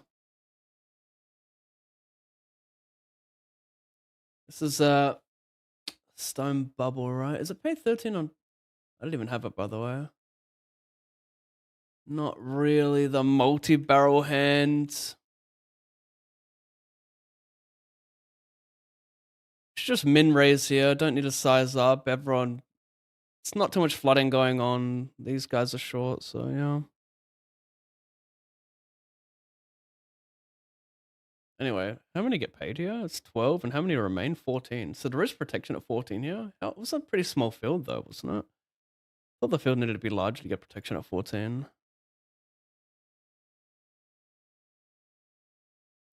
I've fake hit.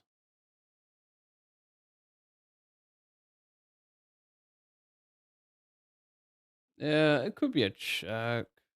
But like he's gonna have sevens and eights probably too much, so and like we can't lose with chopping at worst usually.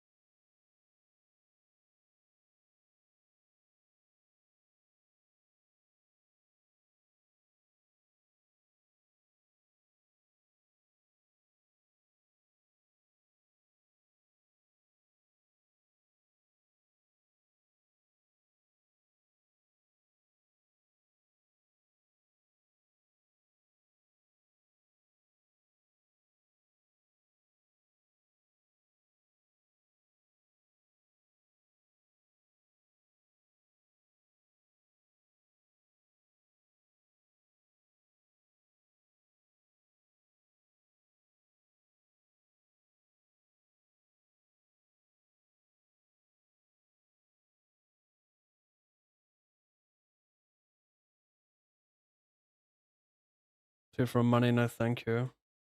No protection by the way for myself.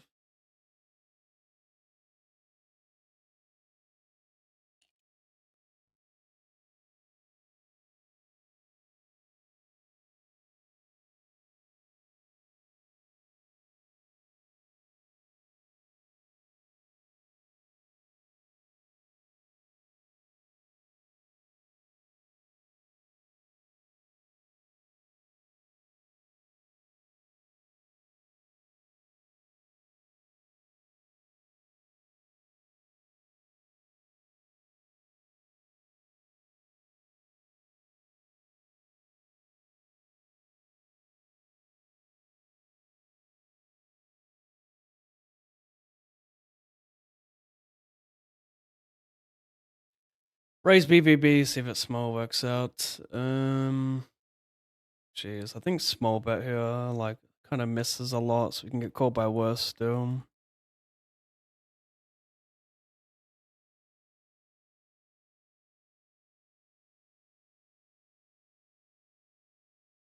I think I bet again, eh?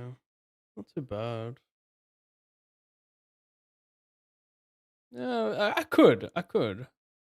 I, how much does it change if we're heads up on the flop instead of like multi? He's got nothing behind, like, he's not gonna float like, he still floats like the Jack 10 backdoor, right? So.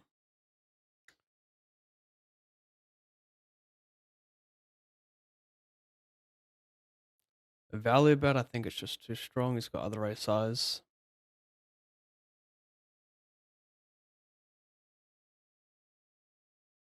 Not this time.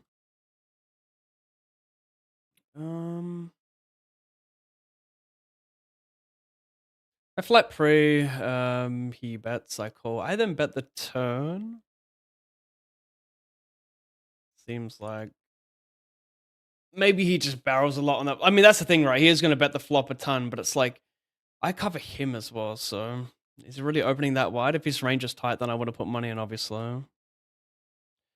Can you explain more why you folded ace queen suited? I just thought he was squeezing a very strong range, a range that had just too many pairs and ace queen plus. So if he has too many pairs and ace queen plus, my hand's not that great, especially with ICM. But if he has like an appropriate amount of bluffs with ace highs and uses some like king jack king 10 suited, then I should get it in. I just don't think people find it enough. It's dangerous as well because they simply could. You got to make sure you're not doing it against the players who are finding those bluffs. Yikes.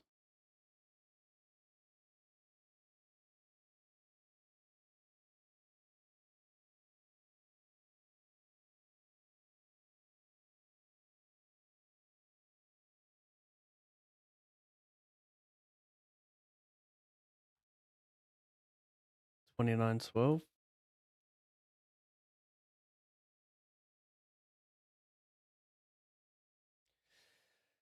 4 of 14 in this 50 hyper. Up top is 7,300. Wow, 1,000 entered. This has gone pretty fast.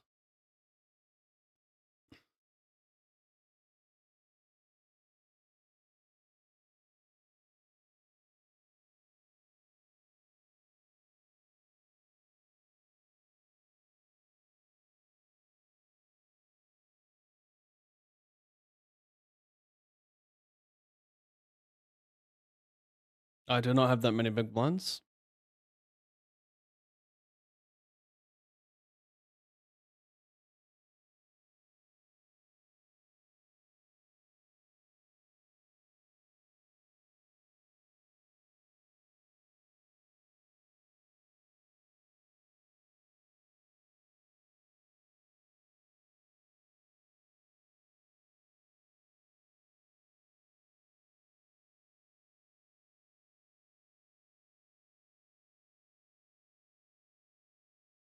What happened with the whole White House shooting thing?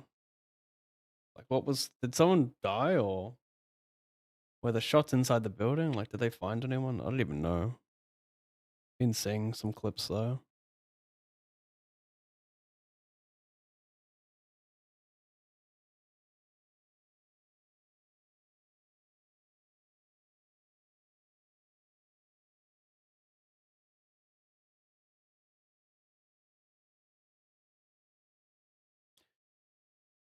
This is funny, this spot. I think it's a call because I just don't think we get called by. It's funny though, isn't it? I just said that, right? Short, short. How much wide do you want to go? You can raise call these guys with some like queen jack offsuit. But like, I mean, it's nice to fold out like king 10, king jack. It's really close. It's really close. Like, I'm actually leaning call more because of these short stacks, because it just means that he's going to have more offsuit queen X, the queen jack specifically, that I dominate. Whereas if everyone has like 10, 11 blinds, if there are, yeah, even if there was one guy with 7 and this guy had 10, it would, I think, change his opening range because he can now raise call versus 2 players instead of 1. But since he can raise call with 2 players with a hand like queen jack, I think I want to just call my hand. Just dominate more.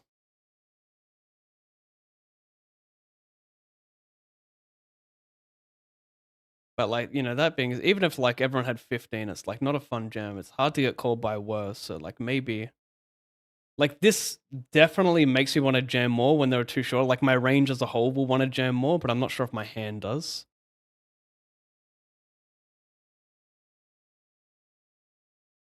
So like I'd be more inclined to shove like king 10 suited here from the big blind, some suited aces, if or in this setup. I guess he will be a wider. Finna fade a king and a black. Fuck yeah. Cold flop, cold turn, and yeah, pray, I guess.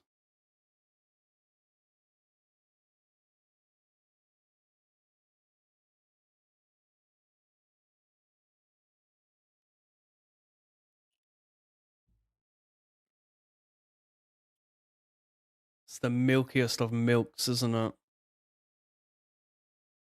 This guy with 1400 in cashes. It's the milkiest of milks, but I still think we see enough bluffs here.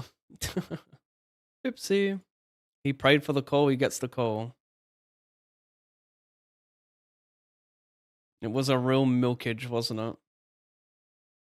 But yeah, I just can't fold there versus a recreational. They're just gonna have enough bluffs, I think. They're gonna use bad hands to bluff as well, just overdo it. I see more bluffs when they pick the smaller size than versus all in. I know everyone has an experience. They can say, no, I want to experience this, so this is how it is. But overall, that's my belief. Interesting spot. Now we're too far from the money still to fold this.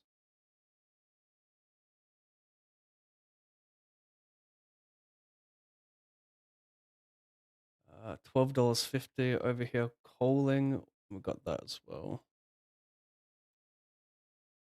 Ace 10, we're chopping down here. 200 power hour. We're live at least. We're ahead at least. We're behind, unfortunately. Sad. Over here I raise. Big blind calls. This guy's all in for not much. Or big blinds.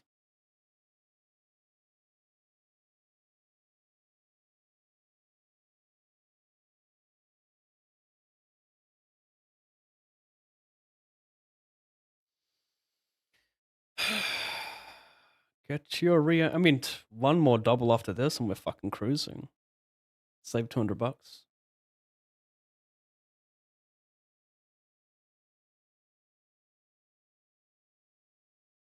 This is in the money. But I want to go back to this. This is actually pretty exciting. We're 2 of 11. There's 7 grand for first. This one really... Because I max late reg this one, so that's why it feels kind of weird. When you max late reg, you skip the first, like, whatever it is, hour and a bit of the tournament, so everything happens a lot faster.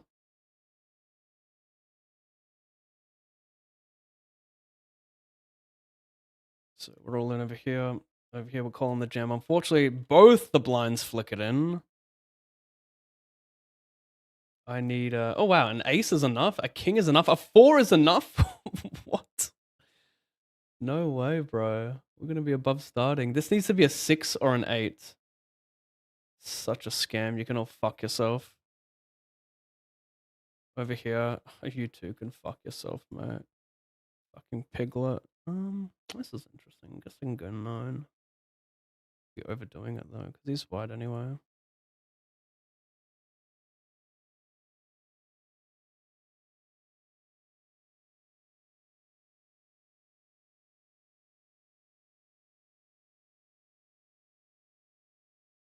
That was fucked, by the way. That was like, what would that give me? 16 blinds or something? Well above a starting stack.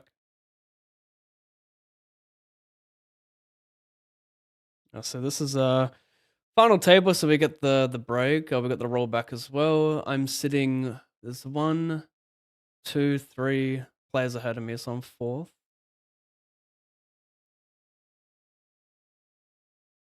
I could just look at this like a normal person, but you know, my brain is very special. No deaths, did not even get to the same floor as the ballroom. Manifesta suggests he did it as a troll. Fucked up. Shot 1 Secret Service guy with a bulletproof vest. Oh, damn. So the shooter is alive and in custody, hey? It's a bounty I'd shove. I don't know which hand this is for, Levi, but overall, oh, with the ace queen versus under the gun. Yeah, I don't let that... That's a small factor. I think this was the guy. So even though it's a bounty, you have to assign a value to the bounty, and that was worth like basically nothing in big blind. So I wouldn't want to change my strategy in that spot. Like the way I view it is, I don't view it like, oh, it's a bounty jam. I view it as, am I getting called by enough worse here, and do I fold out enough live cards?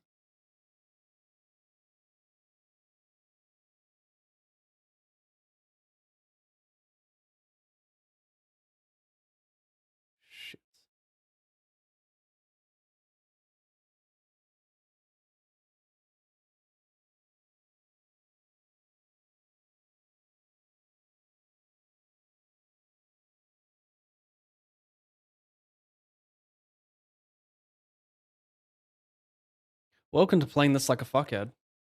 I raise pre, check raise the flop. I just don't bet the flop because why would I, right?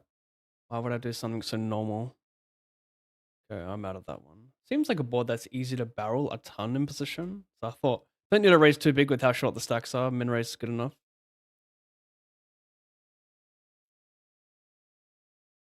He might just win with 6-7, 7-8.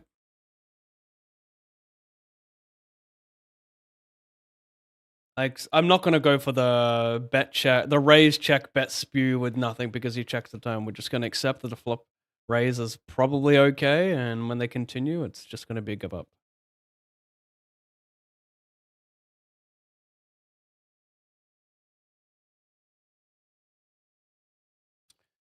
Gonna defend. Sad.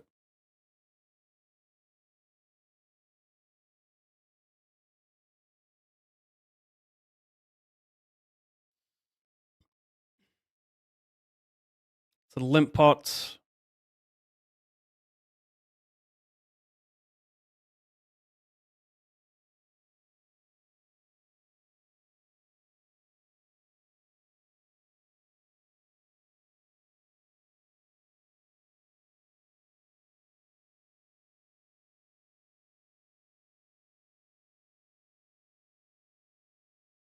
You dickhead.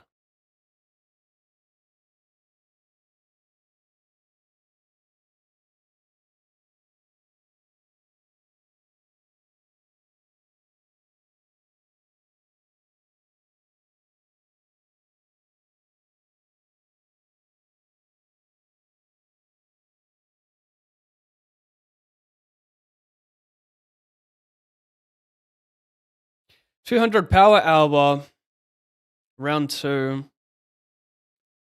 We've got to win a multi-way pot with a mediocre holding, I want to call it. We're not going to crush these ranges. That's the problem. We're doing well, but we're never crushing. Shame you couldn't rock up what they so. This is fucking wild, by the way. How much did this guy put it in with? He put an 8 as well, didn't he? It needs to be a 10. Yes. Maybe he put in nothing. I thought he put in 8, though. Thought he covered me. Jordan! Good luck, Pab. 52 months to the channel. Thank you, Jordan.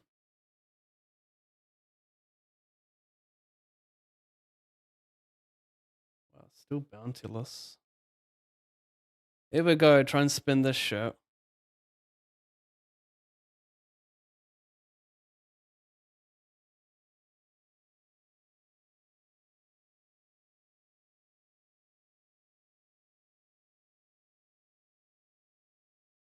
Hello, Pab. Good luck to you and hope life is going well. Thank you, Don. Life is going. It doesn't stop. This isn't the money. Oh, that's cool. Red card. Oh, shit. Ah! I wasn't paying attention to where I should sit, so I just moved over here. Kind of a good spot to go away from the big stacks when you're like a middling stack. Over here. Oh, I win with the 7? No way. Yes way. Going for the OJ. Great hand to use.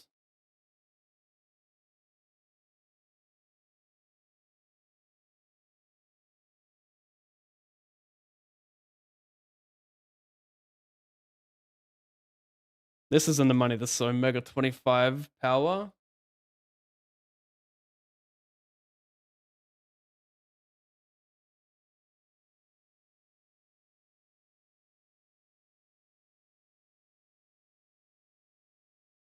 Okay.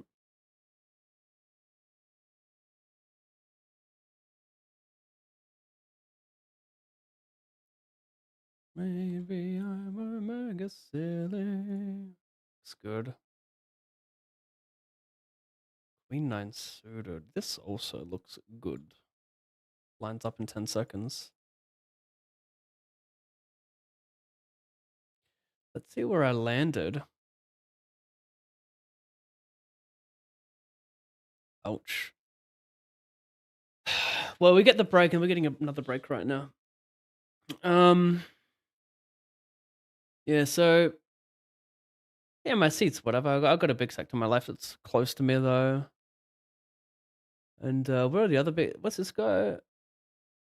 Oh yeah, so this guy's over here. That's pretty good.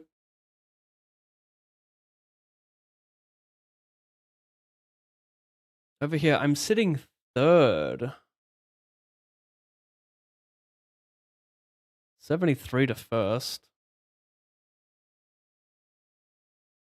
That's loud.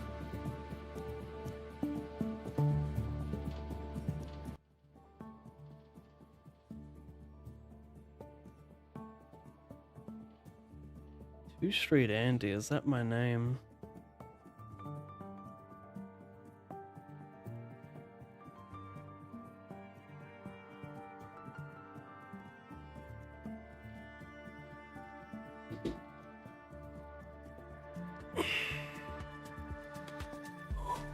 Alright, see you soon.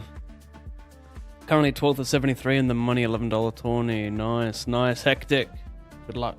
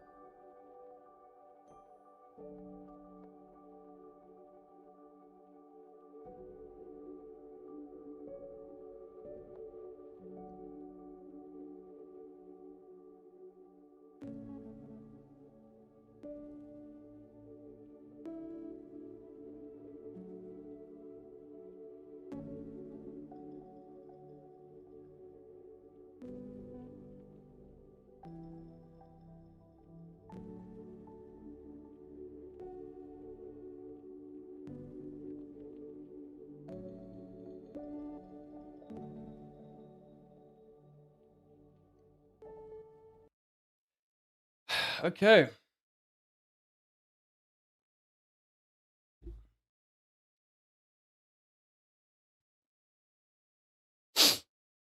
How can I specifically know the villain's range? Is there a way to make it easier? Um, well, you don't know exactly what people do, but you know you can learn what theory would do in that spot, which hands they would squeeze, which hands people would four bet, which hands people open in general. If you have a baseline on what theory does, you can assume that people do something close to that, and then you can make your own assumptions and be like, "No, I don't do this. I don't think that guy's gonna do that." I think the best way to really get good with ranges, apart from obviously studying it as much as possible, so it just kind of sticks with you. But like a little cheat code will be if you like know you're better than someone and you're honest with yourself and you think you under three bet in some spots or under squeeze in some spots, then to think that they would find the right threshold when you don't as a better player is probably a good spot to like overfold.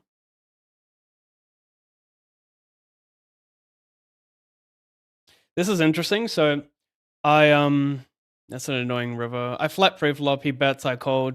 I check back the turn because I blocked the ace, so I think a lot of his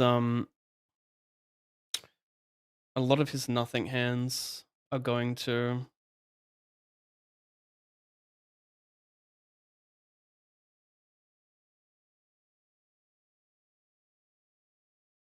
interesting. Do I want to jam?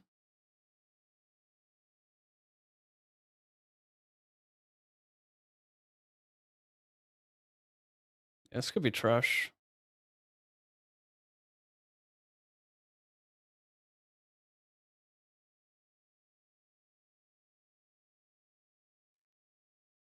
Nice chip up here.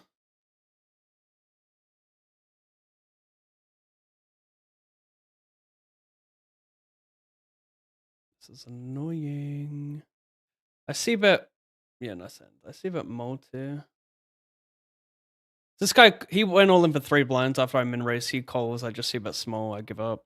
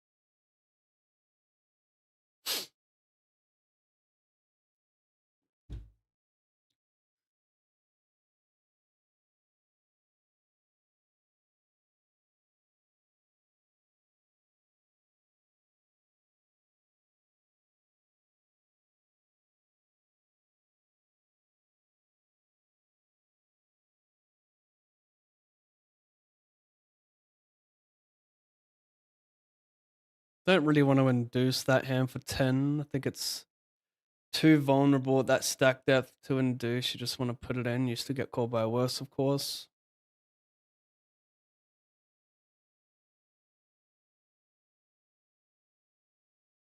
Wait, where is that? Oh, here it is.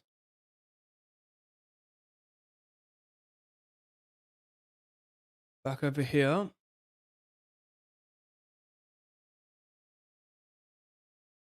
Max light reg, 5 minutes.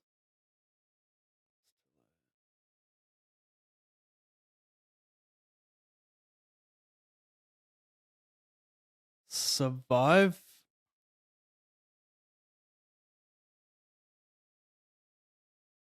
Trying to get walkies.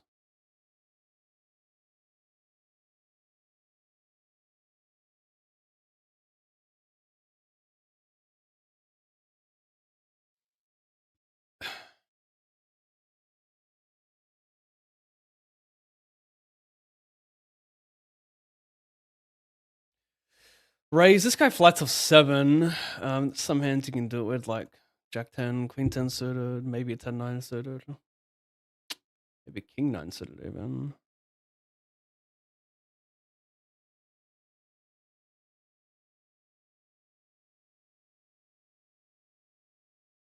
Funny spot. I wonder if I can shove a hand like 6-5 suited to make him fold a 10. Still calls like ace king, king jack.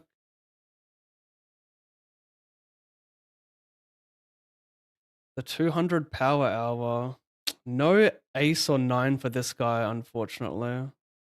So shit. All the 10's dead on this 110 and 1 queen.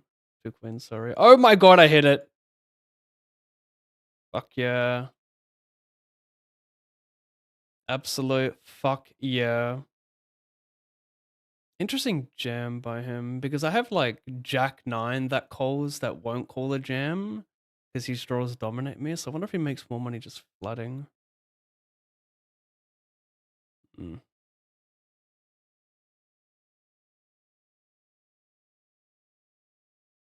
So second bullet's turning out pretty well. We're going to go back to this. So this is the main right now. 7,300 the first 8 remain. 5 of 8 in this hyper.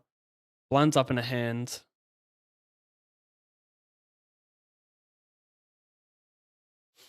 Hi Pav, would you recommend any training services to become better, excuse me, or should I start in another way that's free? I was looking at Raise Your Edge and Upswing, but not sure if Upswing is more for high stakes, and I'm not there yet. For tournaments, no. So all that stuff is great for you. Like I'm not employed by Upswing anymore, but I still very much recommend them. I say that because I've watched so many videos at Upswing. I think the coaches are very good.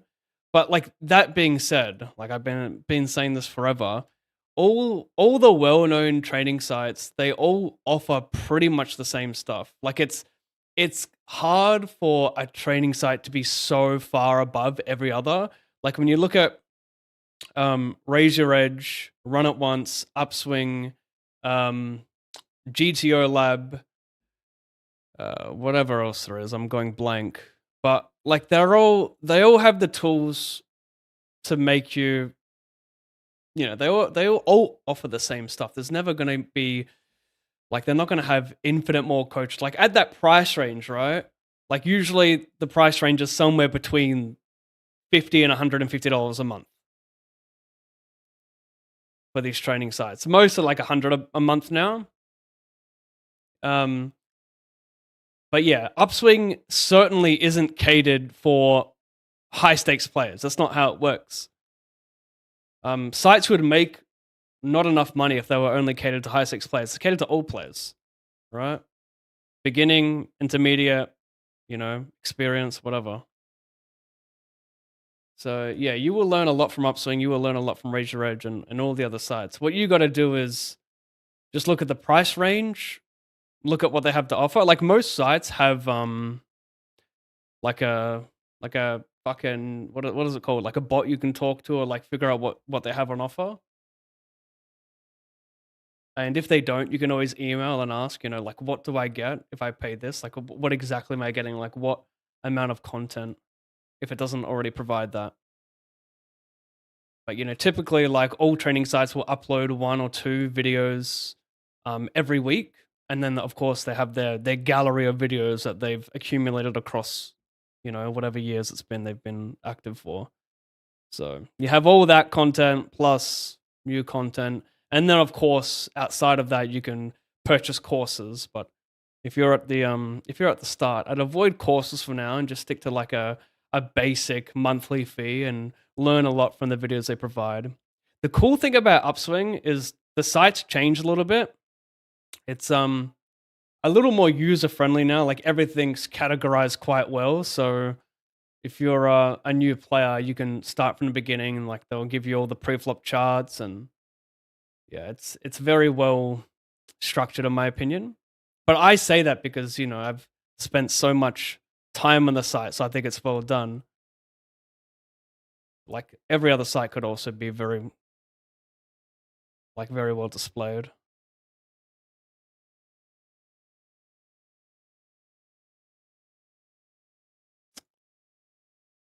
You feel me? I'm not trying to sell you Upswing. It's just very good in my opinion.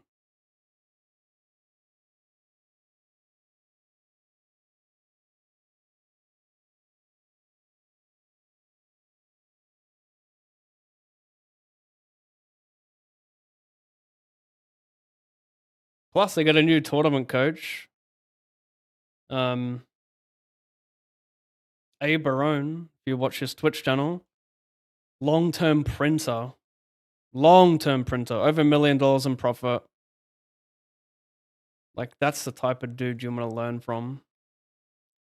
Dude who's been printing hard for like 15 years or whatever it's been.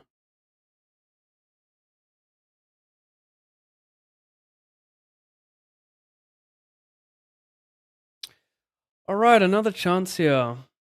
Oh my goodness, I don't cover him. This could be so sad. This could be so fucking sad. This is actually pretty close though, because we have so many. We both have 2 average stacks.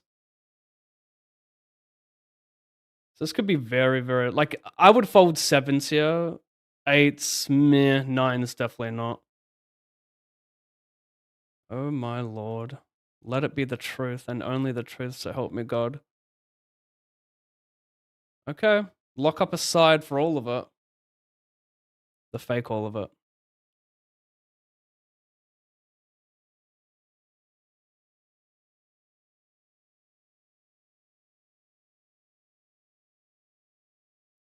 Chip leadation. Anyway, back over here. Let's focus. This is a pretty big spot. Not much thinking to do with 4 blinds, but still. So over here, 225 in bounties. It's about 6 blinds-ish. Gonna be good enough with anything suited. Don't hit the 8. That would be so sad. Not even a spade. Hits 8, but no spade. Jack? Jack? No. Absolute scam. I asked for no 8, and they give me dry 8. So fucked, bro. So fucked being chip leader. So fucked only being second. Anyway.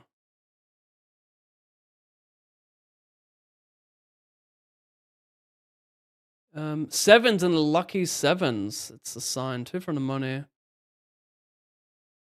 Sorry, 2 from a pay jump. I'm gonna burn the banks. They control the whole fucking world. We're gonna burn them, chat. 1 more bank to burn.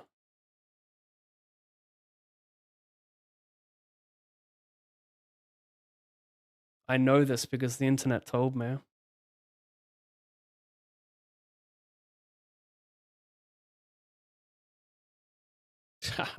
You can't catch me. No, seriously, can I get that jump though?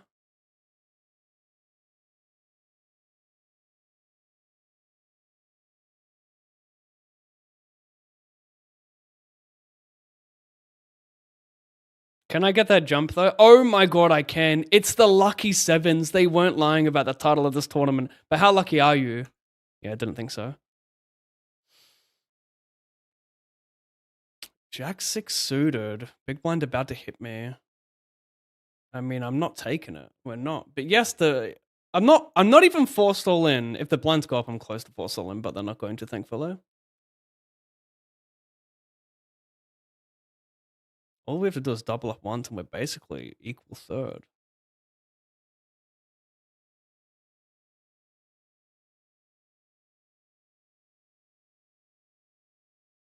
Absolute scammies. I need to run fucking hot, bro. I need to run volcanic. I have to take it. 10 high for 2 BVBs good enough. You run up for the antes as well. Right, better price. Any chance you just find an Omega fold? Or no, you're not that guy. Okay, good enough for now. 10. Oh my god. I blocked the 6. 10. I thought he won. He's not. Yeah, it's the... Can't be a 6. Oh, thank the heavenly heavens. Thank the fucking heavenly heavens. We are alive, chat. Over here, he's short. He's all in. It's basically BVB is how I'm viewing this. I'm going to send these the king 4. $100. Hopefully he fucks off. We can just run it versus this guy. Oh yeah, I fuck with that. If he fucks off, I just print, you know? Nice.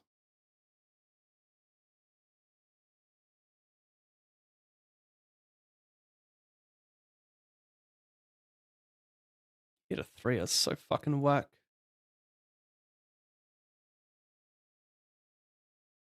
Meanwhile,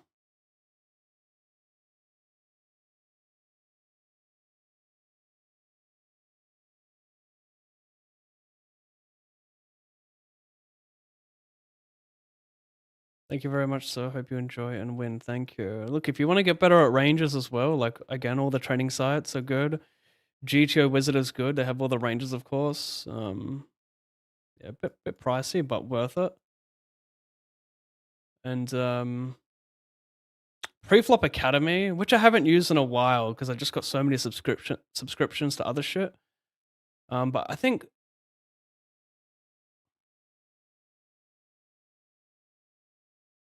for a preflop only website, like UI wise, it's got to be the best user interface. Preflop Academy is so good.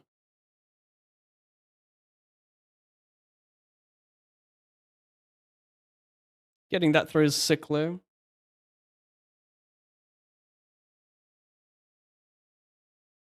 Oh, we're Sandies. We can't get away from it, chat.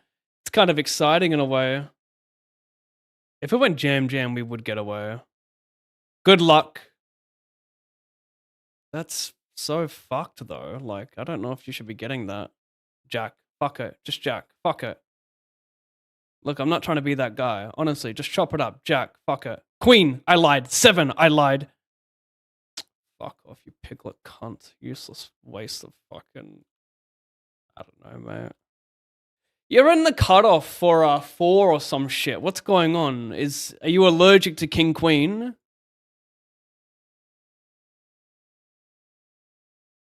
Meanwhile, this 25 power hour.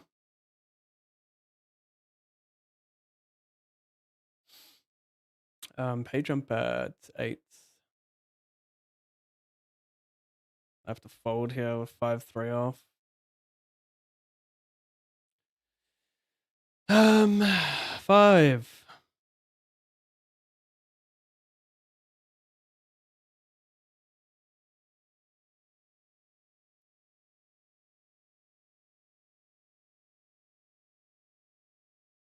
Gonna take this. Getting a really good price with this potential dead money. This range is pretty strong, but it doesn't matter. We've got 1.3 of ascending. Take that good price. 223.59 is what I cash for over here. This is, I mean, not too bad. We get a heads up. We like that. We don't like that though.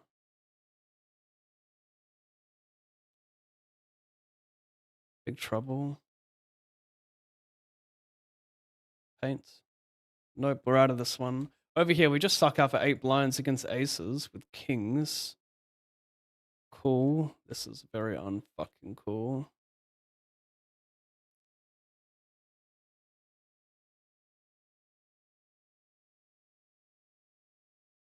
Nice cash. Nice cash. Bit sad though, I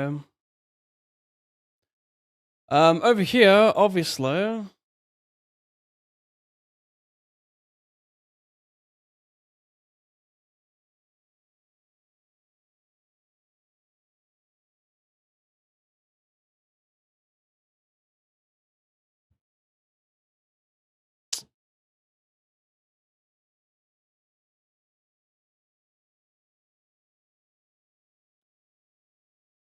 A lot of cash is coming up.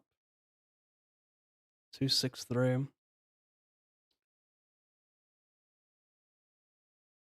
Got the 200 power hour, and of course we have this 108 closer. Kings again.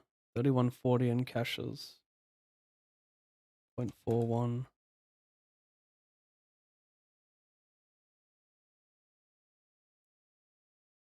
Am I liking a full 6 here? I think I am still.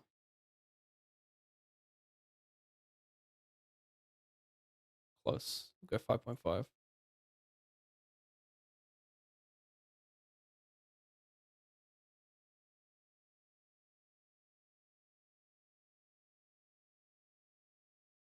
Oh, this is in the money too. Nice. This 100 power hour. He covers him. This is going to be 225. 2.5 blinds. Good enough, though. Very fucking close. But yeah, good enough. The thing is, like, this range, the good thing is that we're far enough from the money where this range is not going to be like that tight. Him covering, it's a good range, obviously. He's got solid equity with 4 ranges behind. But it's still going to be wide enough when he covers for a 150 bounty. Okay, everyone's live. Everyone, I mean. We just want to beat this guy.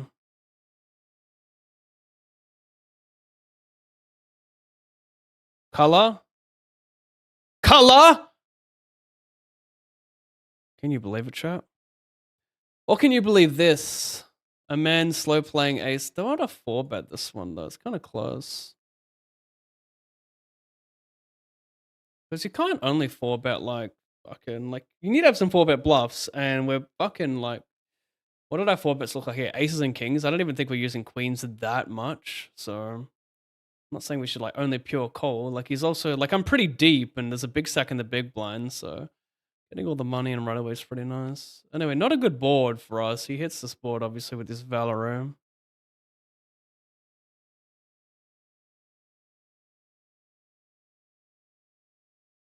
Not a great spot. It's a good spot. It's not a great spot, is what I'm trying to say.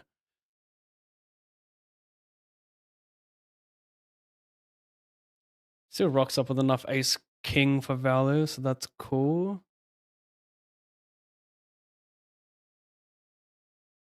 But like he's queen 10, queen jack suited is like not the most appealing for 3-bets, in my opinion. I don't think it's worth that much. You might want to just call instead, especially if big blind's not, like he's 28,000 cashes, so he's not going to be that aggressive. So it's kind of good, this turn card, in terms of like, I don't think he's 3-betting a ton of queen jack, queen 10 suited. I don't think he can like put crazy pressure on me. And like those hands are just nice flats when big blind probably won't squeeze enough.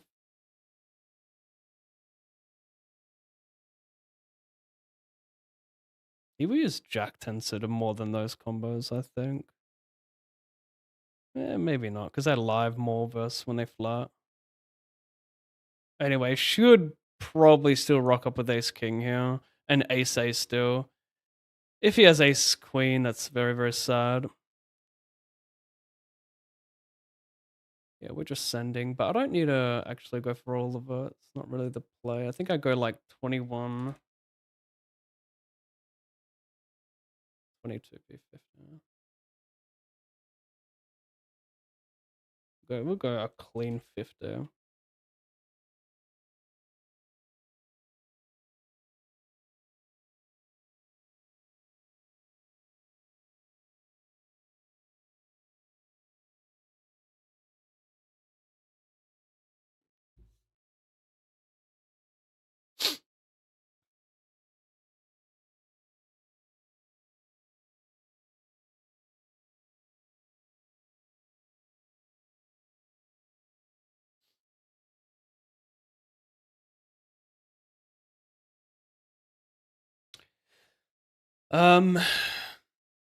So 10 or 15 in the 100.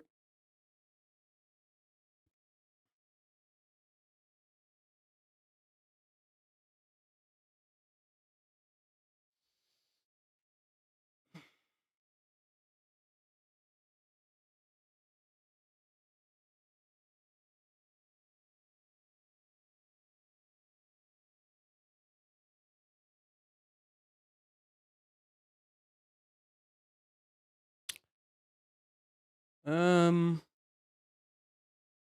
don't think even though now we're on the stone bubble, but the problem with stone bubble and the power hours is that protection's available.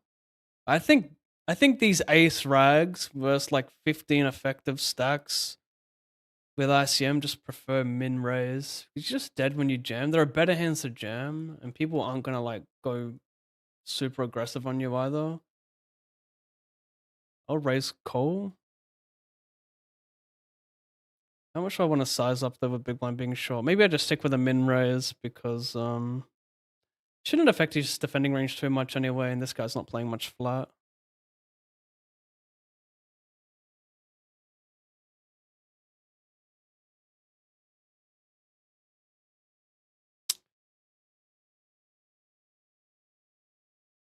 Interesting. I'm putting you in time out. Who's that on? Fresh Fish redeems a timeout, but on who, sir? That is a fucking terrifying bite. Well, if he 3-bets a ton of offsuit ace-x and jam is the play, but I just don't really know what this range looks like too much. It's probably more ace-x and queen-x, but even then. Could be a jam instead. Like, when you cover in late positions, it's never really wrong to jam here. He is going to use probably more like... Is he really using the ace-7, ace-8 offsuit? This guy's short, so maybe he is. Yeah, I think I may have missed a 4-bet jam. A bit disappointing.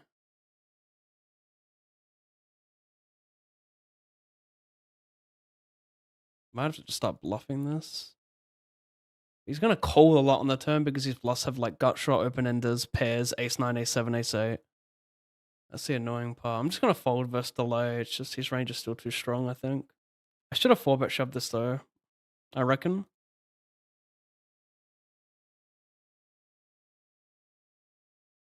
He uses some suited kings as well, but it's going to be mainly like offsuit ace-x making up for a bulk of that range. Yeah, I think I should have sent it. Anyway, 3 of 15, up top in this. 2,400 plus bounties, so it's 12 buy-ins. Get a little bit more with the bounties.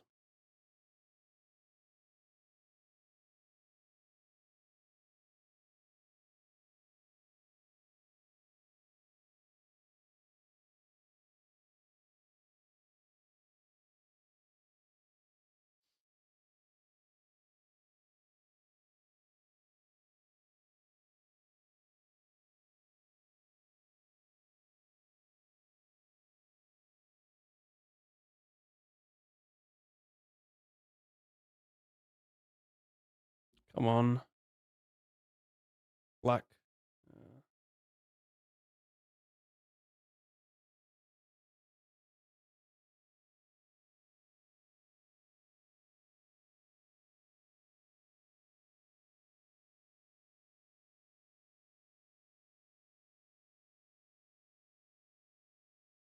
That was a large pot. Anyway, I might sun run here and get hit with a nice big blind special. Tens gets knocked out. I don't like that. What did he play? What the fuck? He opened this? Feeling himself. I mean, it's probably, if he's short, he's 30 with this guy though. Well, I get hit with an ace. That's pretty fortunate. He's got 7. He's got 2. Yeah. Yeah. Still a bit loose, I think. Color.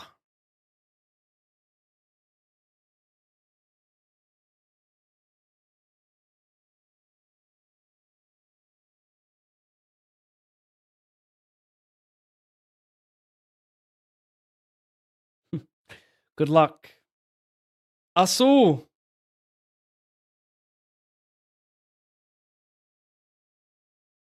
It's not fun going 4 ways, but beggars can't be choosers. An ace for less than 2 is pretty prime time. I'll take a 4. Nah, fuck it. Just give me an ace. Give me a 3, mate. Give me a 3. Give me a 5-10 high card. 5-10 high card. 3. No cider. An ace to chop. A 3 to win. A deuce to die. Yes! Fuck yes! Surviving in that one. That's a big swing. I'm getting, how many big blinds am I getting? 8? Wow, it's big. 8.4. This guy shoves 3. I take. This is in the money, obviously. Don't hurt my heart again. Oh my god, I got 9s.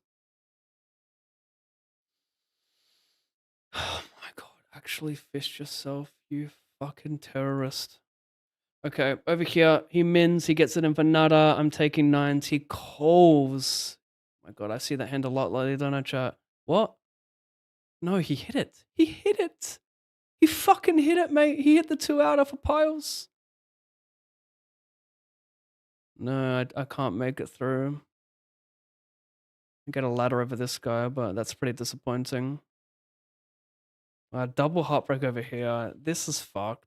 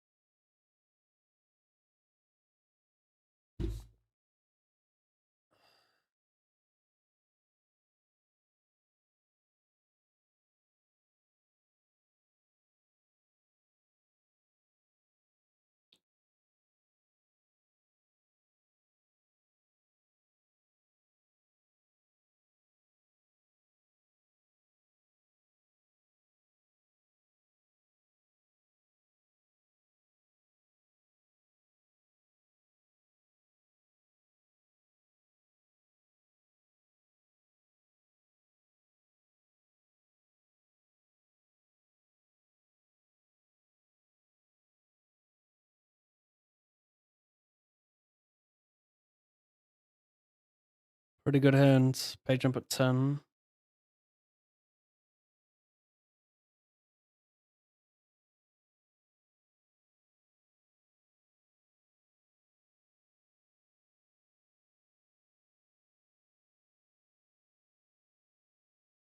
Might be some hands he gets to defend for min and fold for 3.1, so just in case. Got the other table. We're not gonna get it, unfortunately.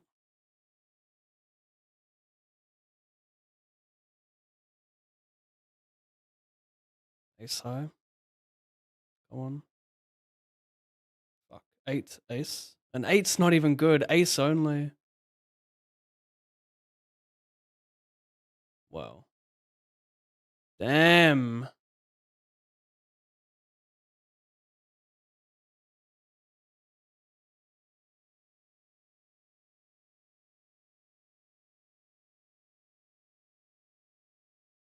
Seven, 5, 2.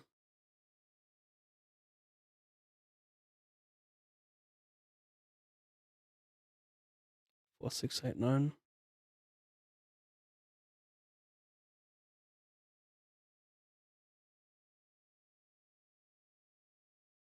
Profit. Always welcome. The guy who won, by the way, this thing, was Jack Punts. He won it for 73. A nice pay jump zero.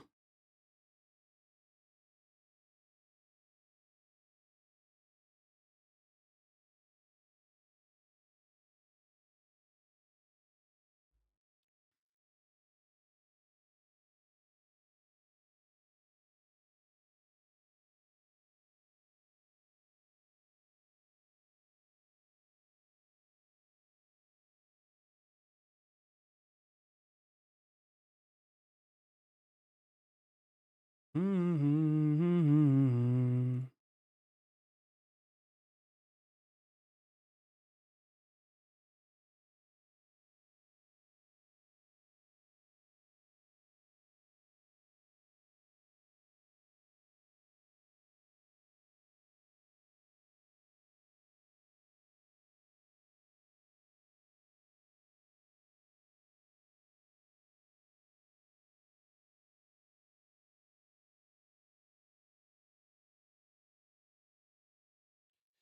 Nine, 10 plus bounties up top.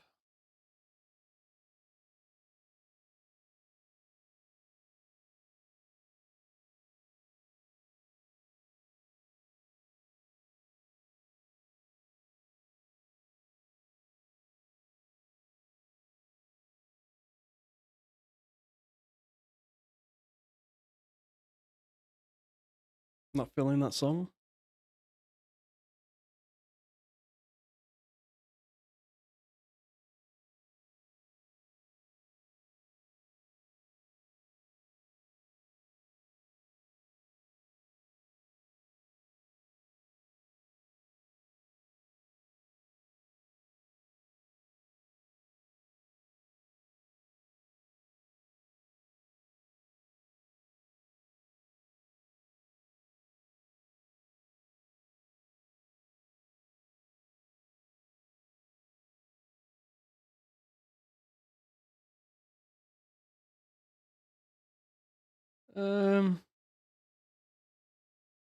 With the big stack having the button here, I don't think I can get away with this one too much. I mean, there's not like a ton of ICM pressure on these guys, so yeah, bye.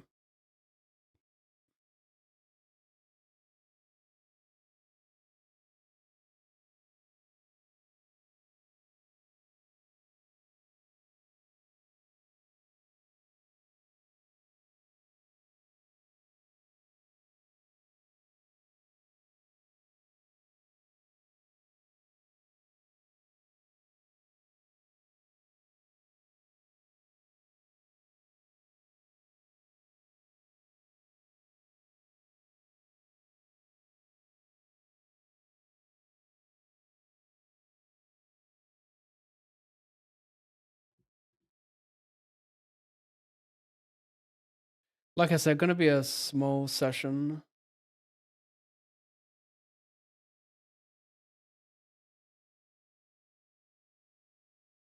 Day 2 of this mystery tomorrow.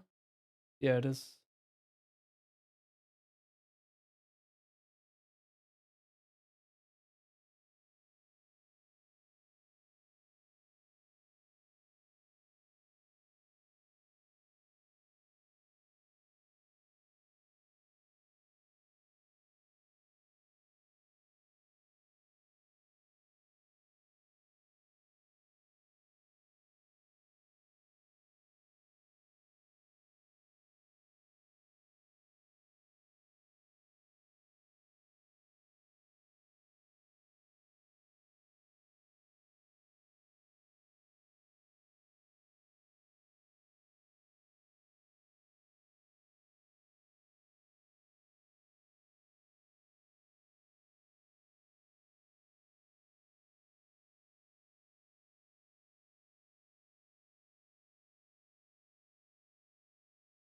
Sunday's a curse for 2 and 3 outers.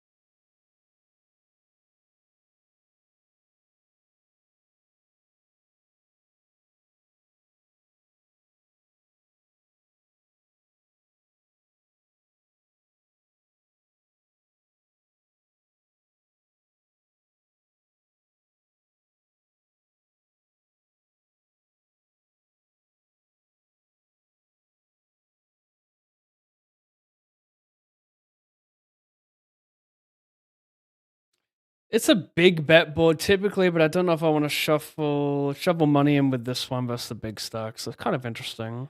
If I want to play check or small bet, really interesting comparing this to like Chippy V versus ICM.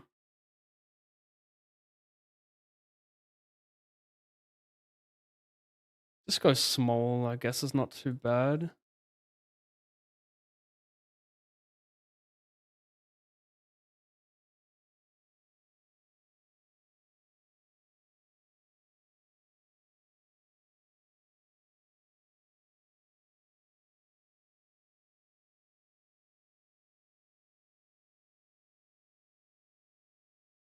I still got a piece of that board. And I guess the problem is like you don't even want to be playing big size in general versus big stacks on final tables. Like on dynamic boards like that, on like a 10-9 low board where the board will change a ton, it's yeah, you're not really keen. But that could also be a spot where like you don't play like B80, you don't play like B60 or pot, you play like 2x pot and check. You can just play two straights there. It's like if you've got jacks on 10-9 low, just playing like 2.5x pot and jamming is probably pretty good. Because the board's going to change so much and you don't want to be faced with like river donk jams. Are you in the 108 mystery? Nah, Juan, I'm not in that one. I actually have to take tomorrow off, so I won't be in the mix. Catch any UFC events lately? No, was there UFC yesterday? I don't even know. The last event I watched was Carlos Olberg versus Yuri. So has there been any since? I'm very much a fake fan these days. The UFC does not excite me. Oh, I won't miss a pay-per-view, of course.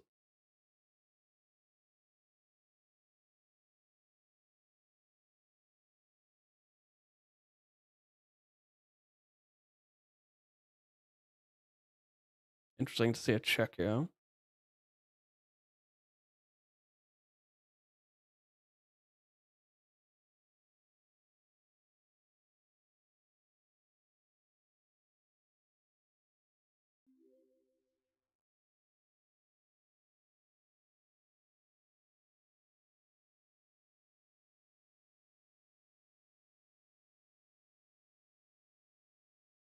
I'm not trying to get this in versus him.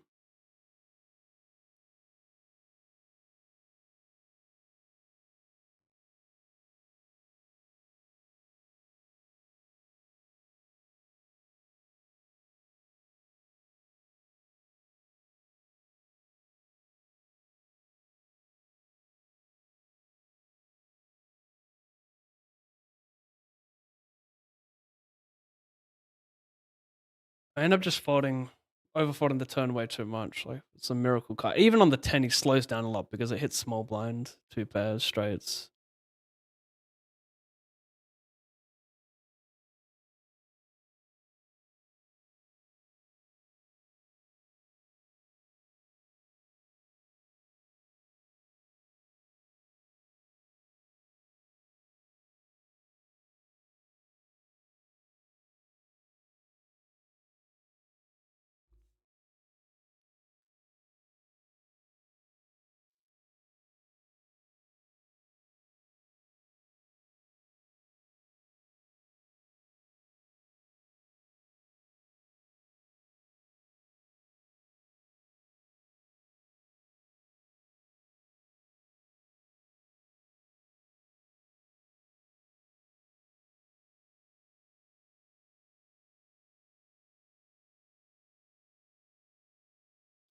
Oh no.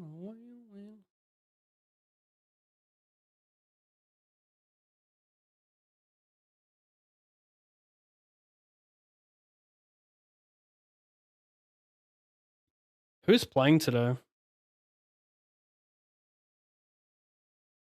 Man, how about LeBron? Oh, so they're playing game 4 today? Like, do they throw game 4 to... Like, do you put Bronny in the game? Throw game 4, give Reeves and Luca more time to come back? Like, what's the estimated return for these guys? Does GPT know? How long until Luca and Reeves return for the Lakers?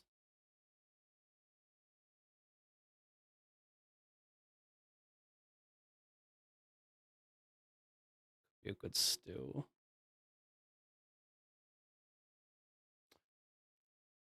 No confirmed date. Likely not coming back in round 1 of the playoffs. Later in the playoffs if the Lakers advance. Timeline for Reeves is roughly 7 to 10 days. That was the latest update.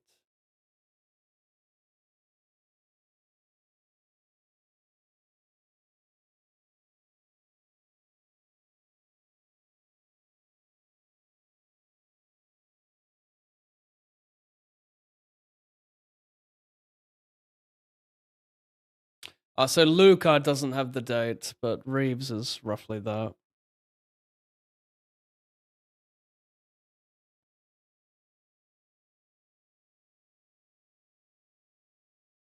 Spurs won. They're 3-1. Did Wemby play or is he like concussed? That concussion was fucked. Never seen that.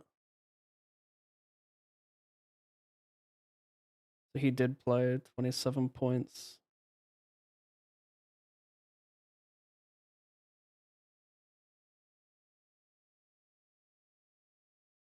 So tomorrow Thunder play the Suns. Pistons versus Magic. The Timberwolves leading the Nuggets 3-1 is crazy, and they're playing home in game 5. That's crazy. How has Jokic been playing?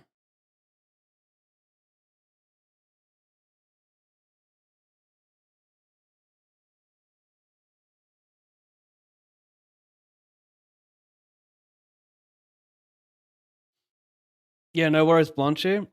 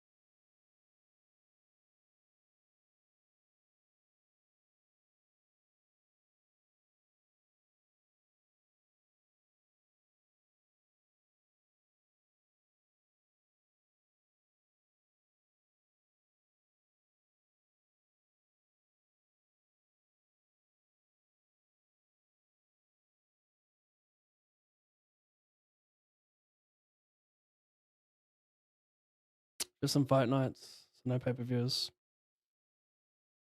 Probably, I wonder if I missed a Cody Garbrandt fight or a Alex Hernandez.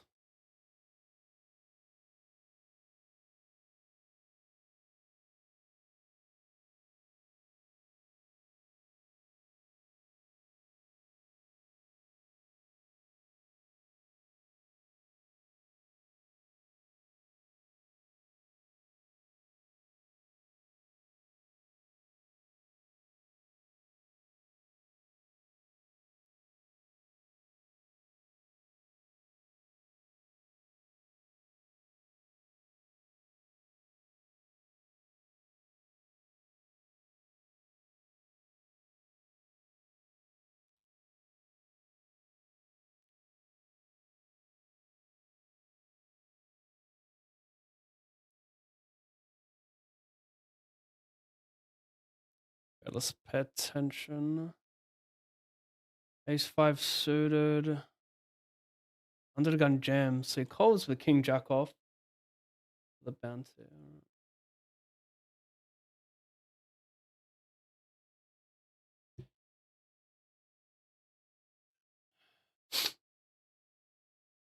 Mm-hmm.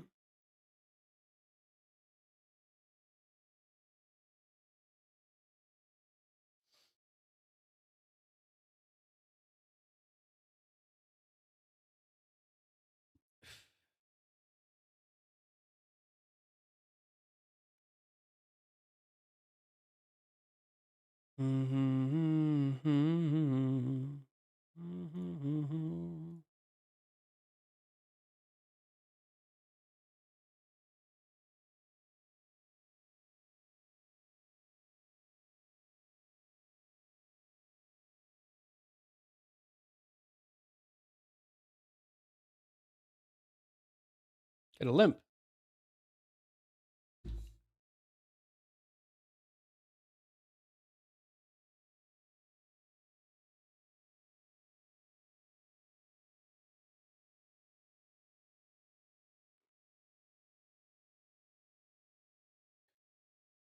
I guess the bluffs here versus limp are going to be kind of like a couple pips below what they're limp. So like the most frequent limps are probably going to be like Jack 9 or Jack 10, Queen 10, Queen Jack, some like King 8 suited or some shit.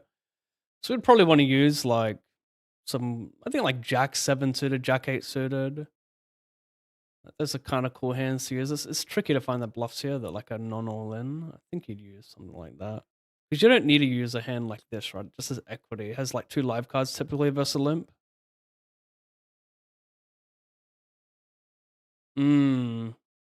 Pot?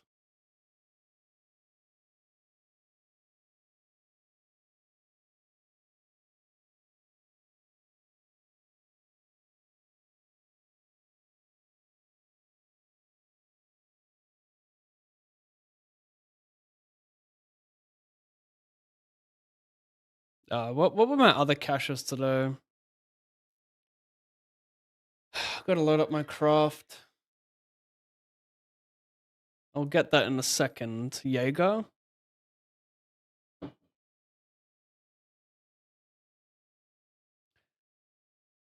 Also, 11th in the 200 power hour for 752.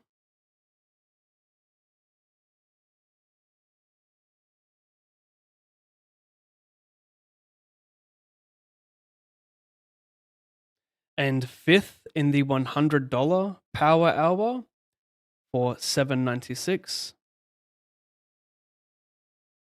And 6th in the $50 hyper for 1644.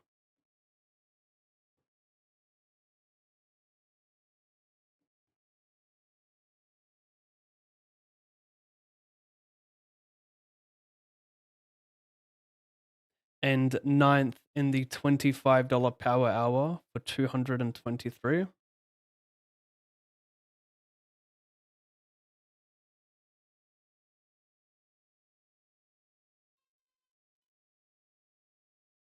This size is pretty good. 5-handed.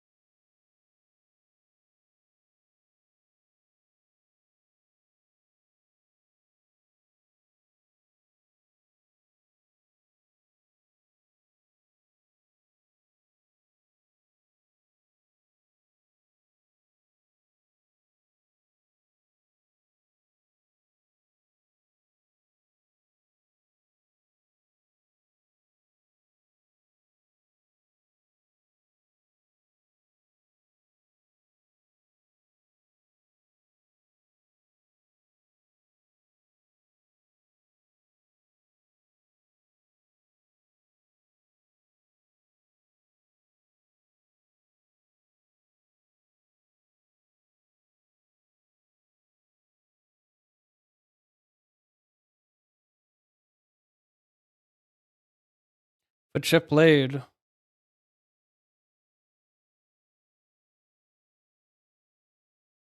A red ace.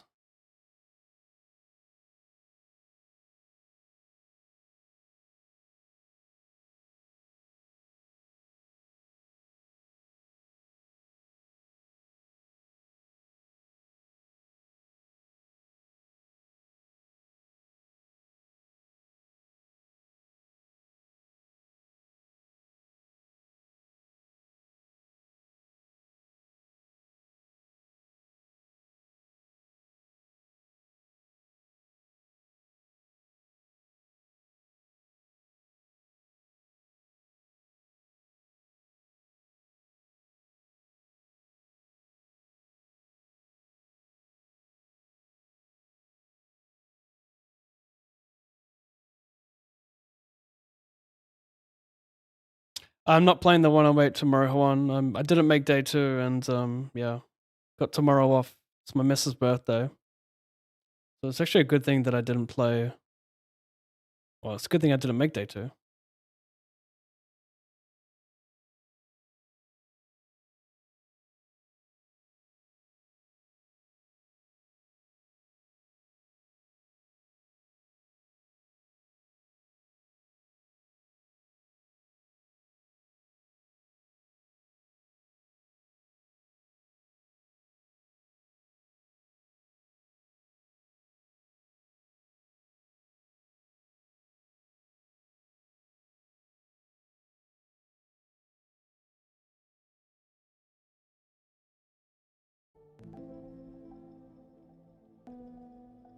Be right back.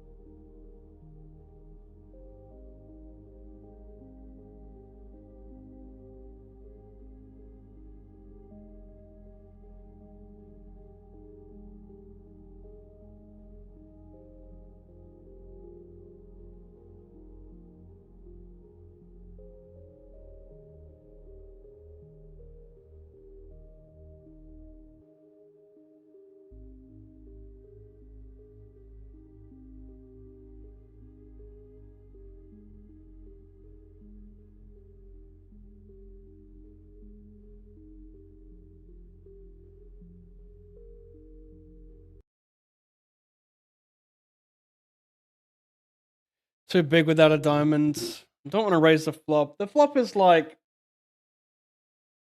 the range advantage still goes to this guy because he's playing a lot of limps. So he still has all the good ace extras. I raise a lot of that, so I don't get to raise the flop a lot. Is my point, but could be some cool exploit in there. I mean, it could just be people betting too much on a flop, and then that's where you get to raise 6 deuce.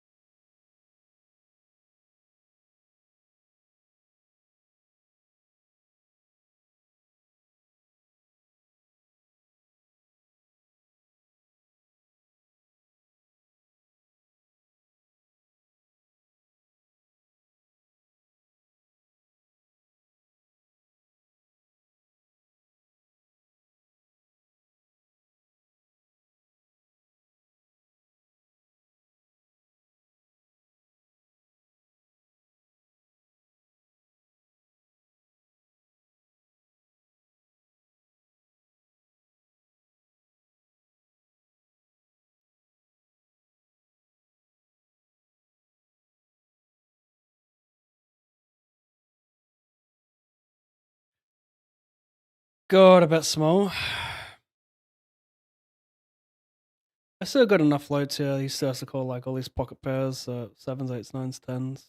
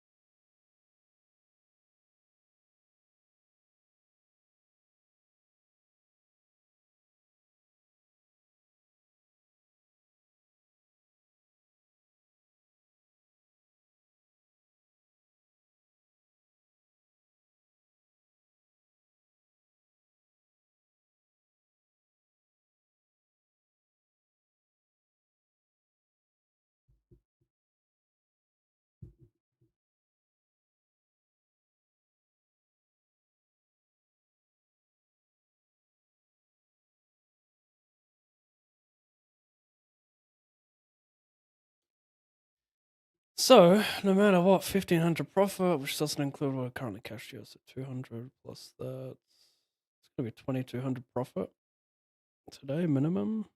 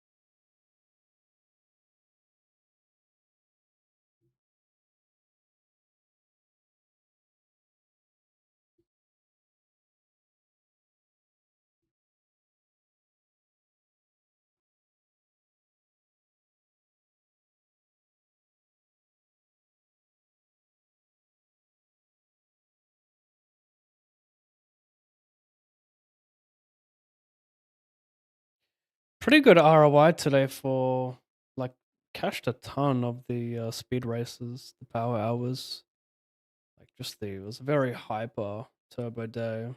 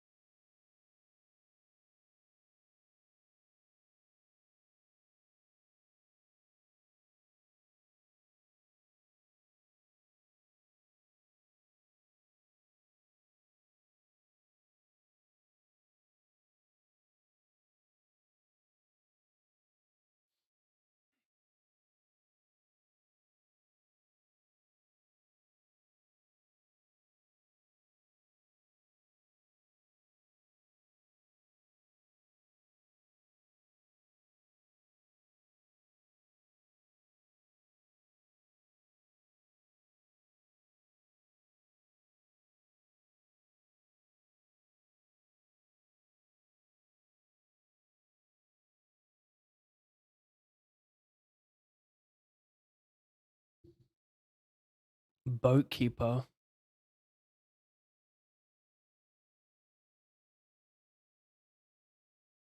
Mm-hmm.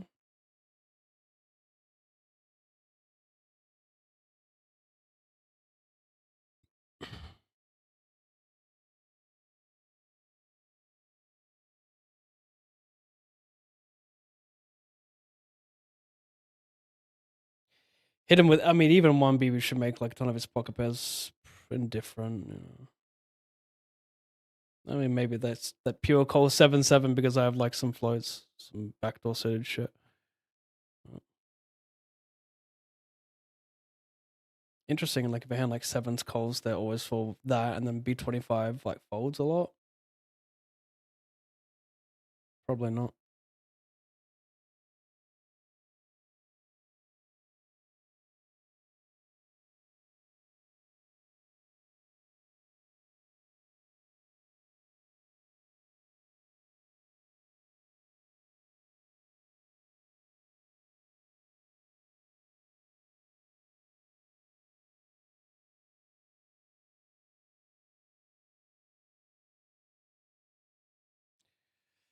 This hand plays itself. 10 fold jam jam. Yes, easily.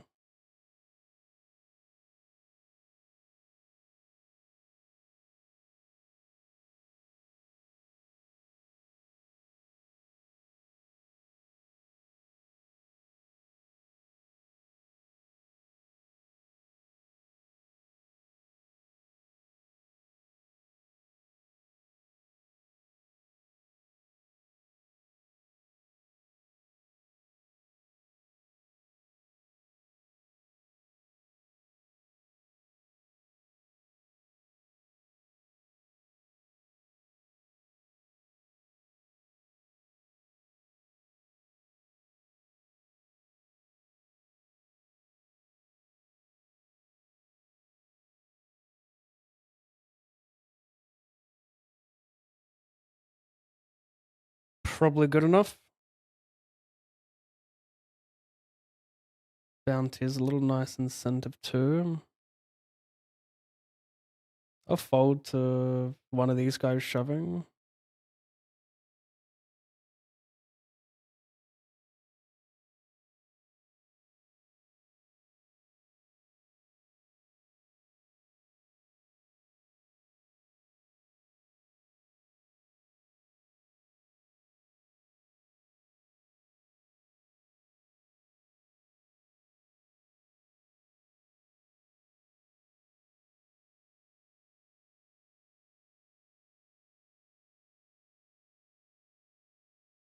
Hmm. Pretty close. I'm the shorter stack, so it might just be a take. Like on the button, I definitely would. It's probably a take.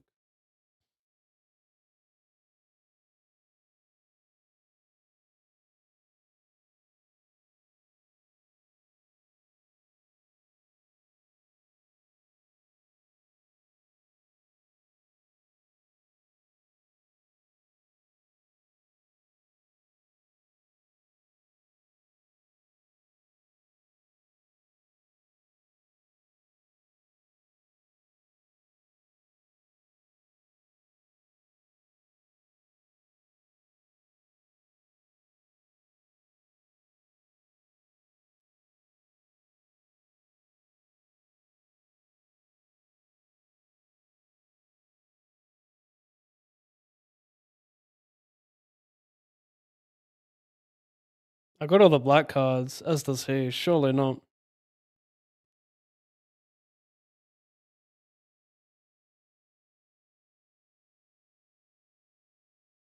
Hey Mickey, how you doing?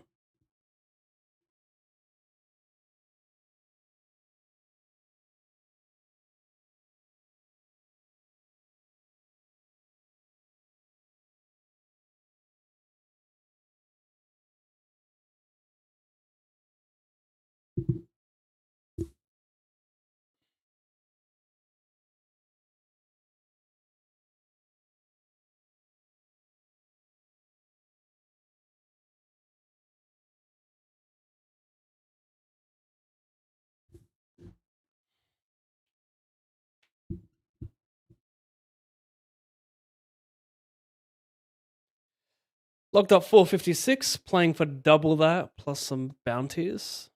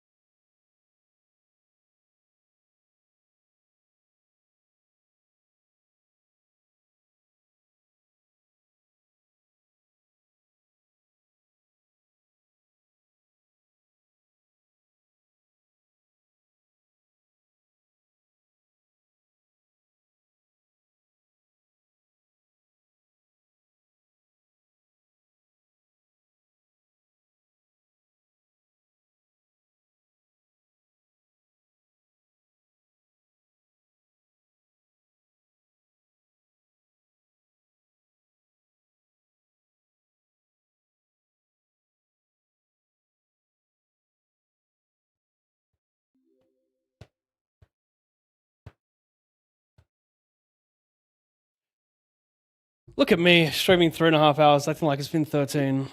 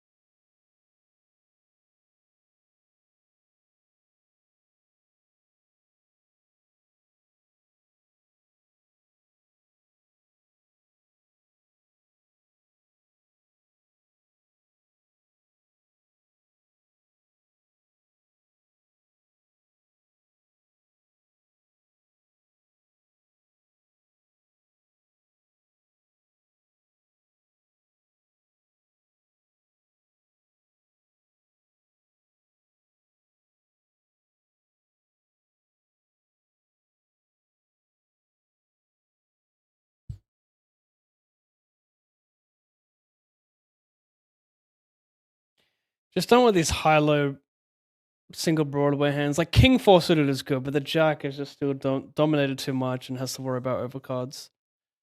So yeah, a little bit weak multi here, despite being one of the shortest stacks, or the shortest stack, or equal shortest. Still not it for me.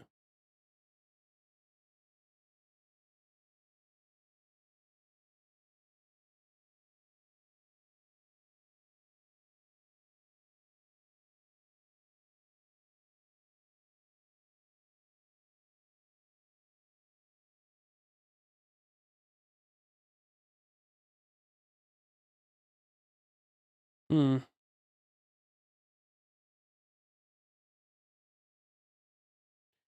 I mean, is there enough EV in just folding out equity? Like, even if I get into fold Jack 10, Queen 10, Queen Jack, is that like enough? If we're like 14 deep, it changes a lot, so it gets very close for 11 and a half, 12. It's hard to get called by it. I mean, there's some like King 7, King 8 suited, Queen Jack.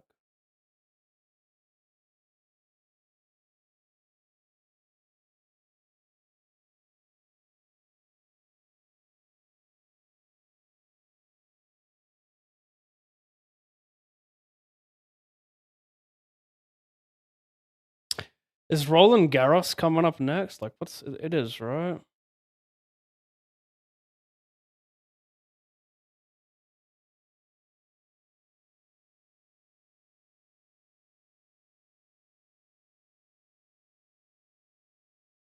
When does it start?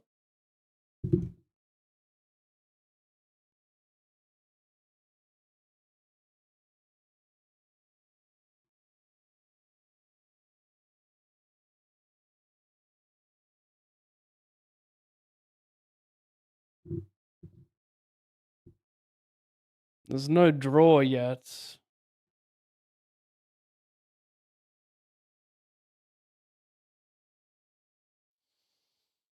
June 7. Wait, May 18 to June 7. Oh, wow, it's still quite a bit away. Thought it was in like a week.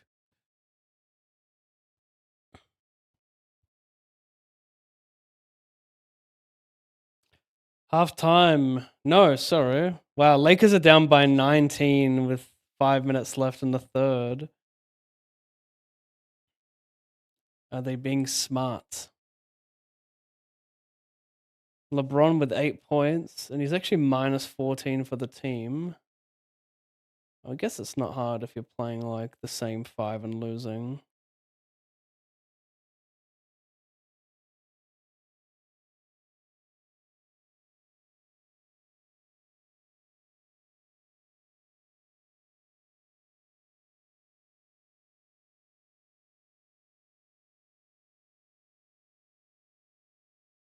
Bronny James has got 5 minutes. He's not on now though. When do you rest? At what point? I mean, it's too early, right? You don't rest LeBron until the game's like completely done. This is still achievable. 20 points with 5 minutes left in the third. It's achievable, but if they're down by 20 with a core like to start the fourth, they're just resting him, right? Do you concede that early? That's still kind of early. Maybe with 8 minutes left.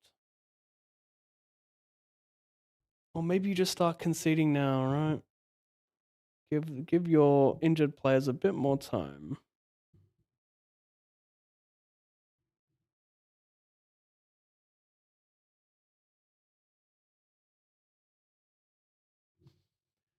How did this gentleman double?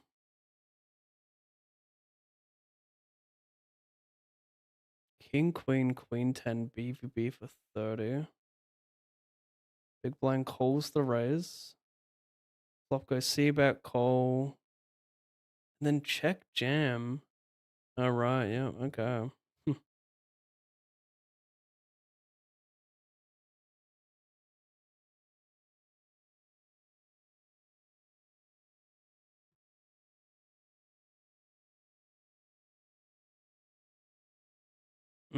Interesting. He wants to be really tight here with the big stack on the button. He makes money just folding. Wow. He will just call here probably with like king, queen, king, jack. Do I jam? I get it in a head versus small blinds range, but I get it in behind very likely when the cutoff gets it in. Obviously I do. It could be a better just call. Because him bluffing multi-way is... It just depends how much he opens, right? If he's opening like ace-7 offsuit here, which he really shouldn't be, then we definitely want to send it because we just have strong FOD equity, get it in good versus guy. But like, what's the worst that happens? I call... This guy is not c-betting that wide multi-way. Even in position. I guess the low board he is. Like, what's the ladder worth as well? It's 1.5. It's the same. It's the same between third and second as it is fifth and fourth. Really interesting spot. Cole, man. I'm leaning Cole because like king queen, I don't really want to get in. Like king queen and ace 10 are kind of the same. I mean, ace 10's... This guy could get in king queen though. Oh, shit. The thing is, I don't want to bust, right? Before this guy. I shove, he gets it in, he folds. That's the problem. But I guess when the range is relatively polar, it's probably better to just call in this scenario then for that reason. If he's not opening too wide, then we just fold out less hands. We want him to have more hands that can raise fold. If he doesn't have that with the big stack here and us being short, then it doesn't really make sense. And then just furthermore, with this guy likely busting before me, it's just going to be better to call, I think. I'm going to play 0 donkeys, 0 probies.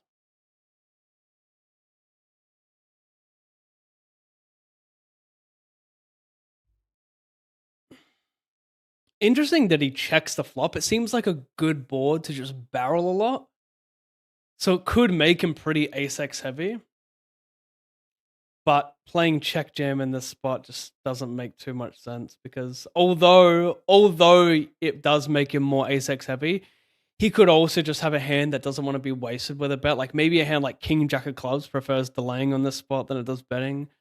Maybe he has like king 7 of hearts, just nothing.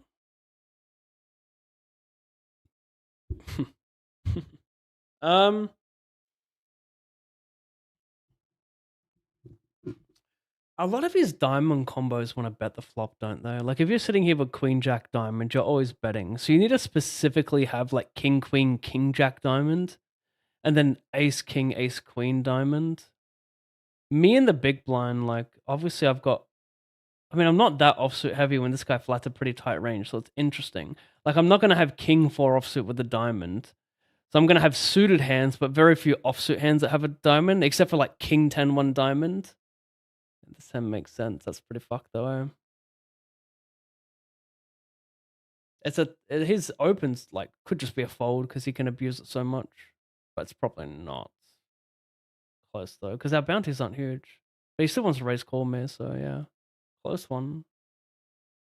This is a fortunate spot to see fold.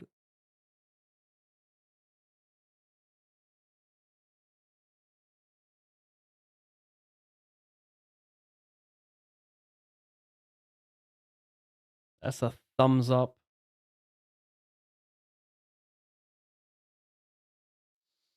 The margin's 22 points with 3 minutes left. Have they decided to rest him? No, he's still on. He's played the second most minutes. Bron on for Bron, IMO.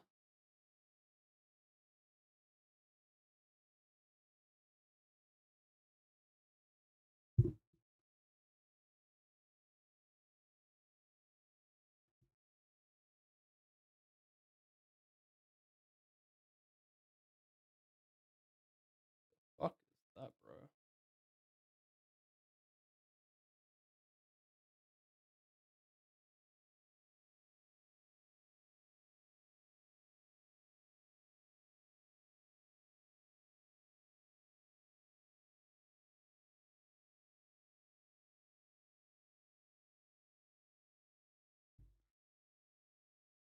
Ladder.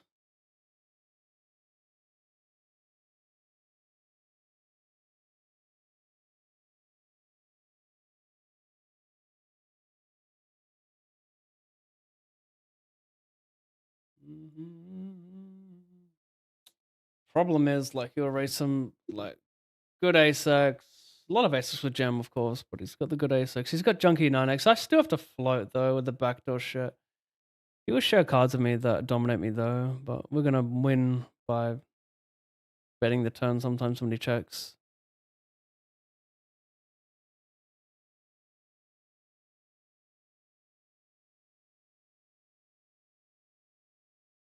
Not the worst bluff. Still has those pseudo broadways that want to win deuce. The problem is, like, for suited, the bottom of your suited hand inducing range is going to contain a 9, so like king 9 suited is quite a nice induce as well.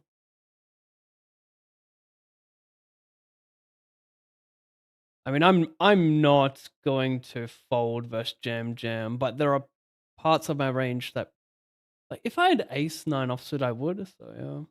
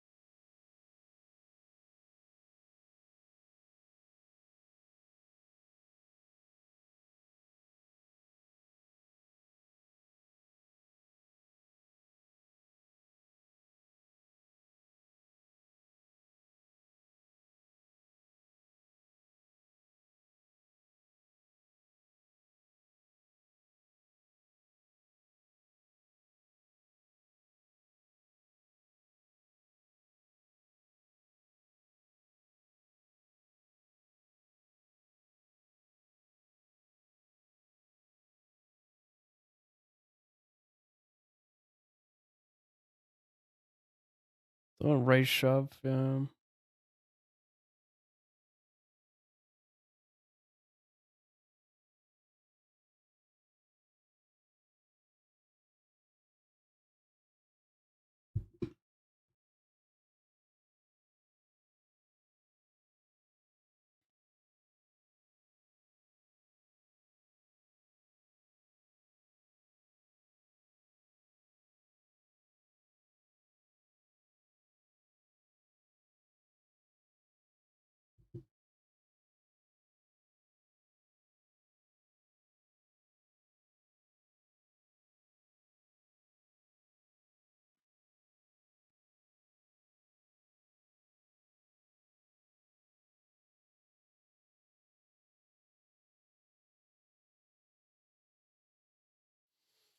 Have to be careful speaking about this hand a lot. Yeah.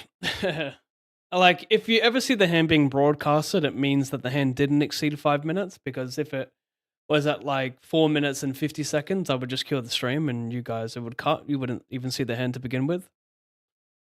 But if I'm being honest, I wouldn't even be bothered cutting it in that spot. But maybe I should. It is pretty big. I guess, like, it's might be worth a couple $100. So yeah, I probably would cut it.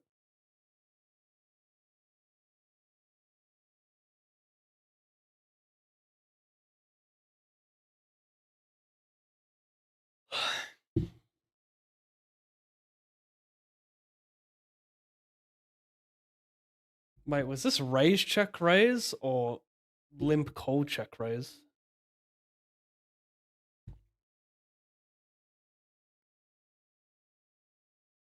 Limp call check raise, ace 3 deuce.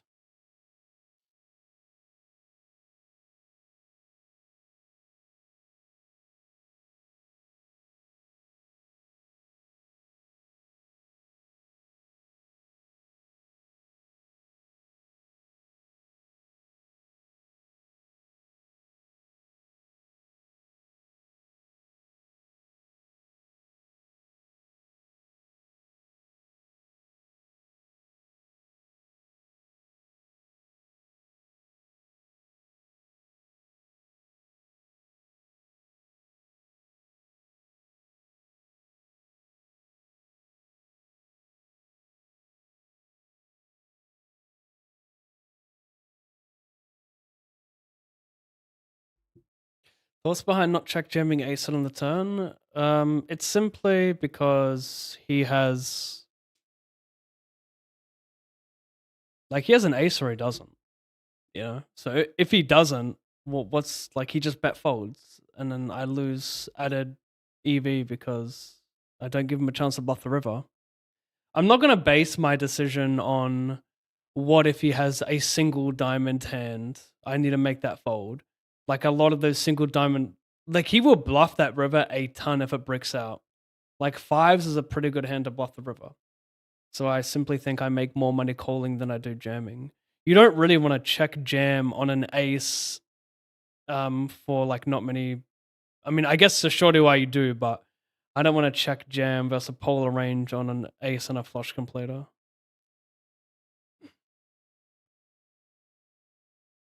Like the only reason to shove would be if I somehow knew he only ever has an ace, or he never ever bluffs the river, which is a ridiculous assumption.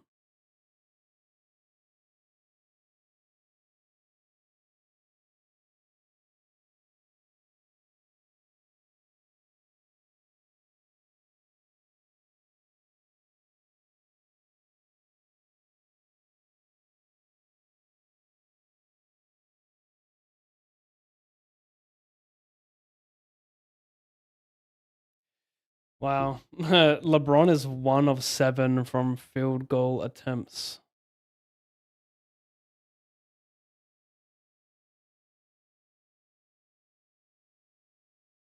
Yeah. Cole, I think. Still gets the flat like Jack 10s. We're doing well. It's not like a very tight flatting range and raising range. I mean, the margin's 24, right? Resting him.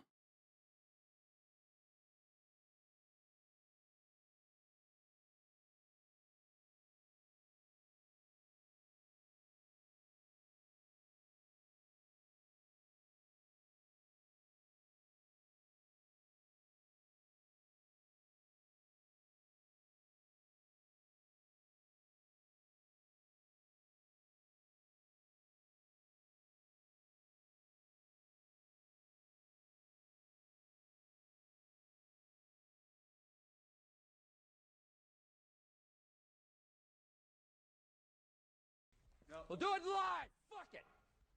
Do it live. Dylan, thank you for the raid. 51 viewers. Welcome, everyone. A very small day in buy-ins. Stream is not even elapsed 4 hours, and this is the final tournament. I decided pre-session to make it a small one. Wasn't in the mood for a long one with a very late start as well. So yeah, this is it. We got the 108. It's about 2,000 to first. Up 1,500. New course live, by the way, Pav. If you're trying to get into some PLO, MTT, yeah, MTT PLO, I am. I'm gonna have to try and get that one for free, respectfully, and then plug it. I'll, yeah, I got the affiliate link as well. I may as well start plugging that with a banner. I'll suss at Dylan. Anyone who is into PLO and wants to be more well studied in tournaments, because there's a ton of cash game content out there for PLO, but not much tournament content. And if anyone's watched the sessions that Dylan and I have had together, they would know that he's a phenomenal coach and makes it pretty easy to understand. So new course live. What was the name of the course again? It was a catchy name. Another raid. Via. 29 viewers. Thank you, Via. I'll write it and we'll do it live. Fucking thing sucks.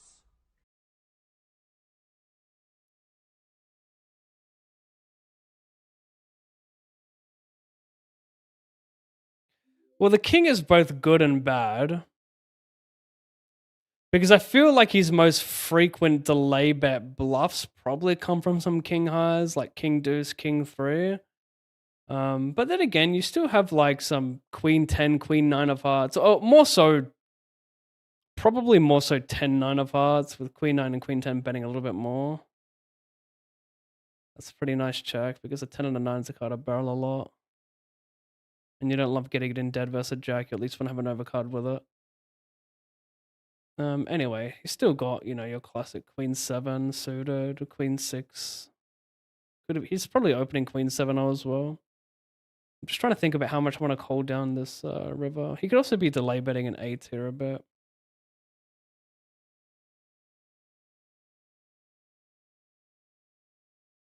Yeah, I just wonder if it's better for me to hero a hand like 6-5 than king 5.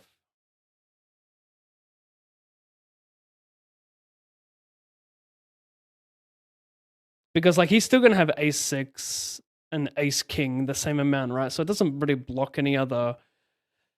Doesn't block ace x bullshit, but it can give him more bluffs. Like does he bluff more the king in his hand in this spot or less? Probably more, like king 10. So it's probably not good to have a king. That being said, very wide range. Could certainly just like. But like, I wonder if even versus short stack, if big stacks will think, oh, queen deuce of spades and jack 8-5, meh, I don't want to one and done it.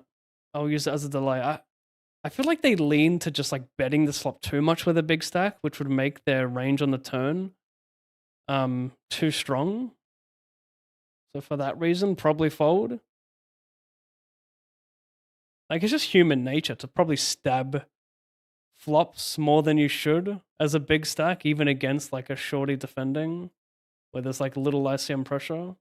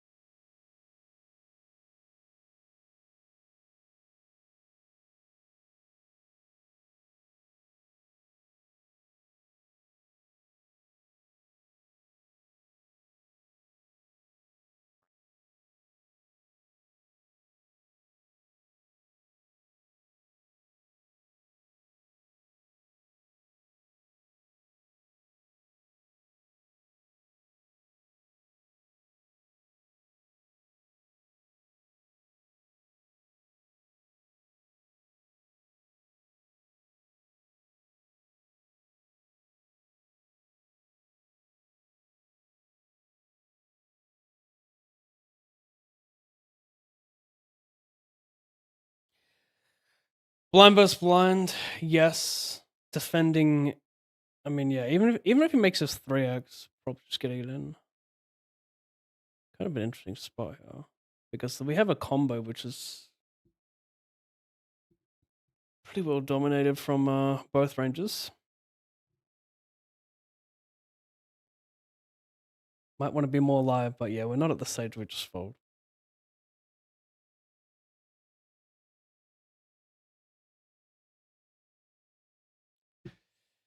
kind of funny because I might want to play donks with like 9-8 of hearts, right? Because I the button's going to check back with some diamond, like ace of diamonds 10, probably queen jack with a queen of diamonds, probably a bit of checking here for the button. So you just want to put money in against those hands. You don't want it to check down.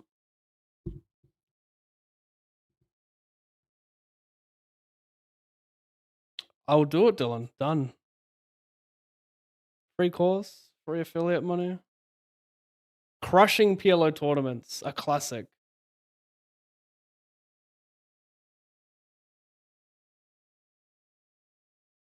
Got a link for it? I don't. Actually, I can probably find it very soon. I think I used to have a folder which linked me to like the whole thing. Upswing poker. Ah, rough.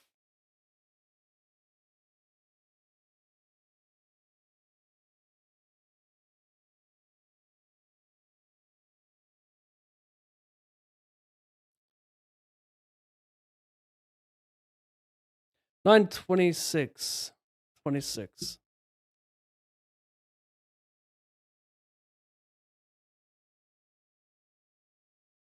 Okay, small winning session, guys. 2,500 profit. 2503. 250346. Yep, that's it. Thank you for watching, chat. I'll try to get a link in the chat for the new course while I cut it. But yes, thank you for watching. Not streaming tomorrow. Got my missus' birthday. Wednesday I will be live. Thursday and Friday hopefully live as well. Sorry for being gone for so long. It's been a very busy 2 to 3 weeks. So yeah, I'll catch you guys in a couple days. Thanks for sweating. Bye bye. If you want a free $25 on GG Poker, all you have to do is create a ggpoker.com account. You'll need an email, a username, and the most important part, the sign-up code. All in Pav. Once you've verified your account, deposit more than $20 and DM me on either Discord, Instagram, or X your email and your username, and I'll send you the 25 cash dollars. It's a sick spot to take advantage of Russian Cash Fridays where the cash drops are multiplied for 24 hours. You might even get lucky and hit the bad beat jackpot.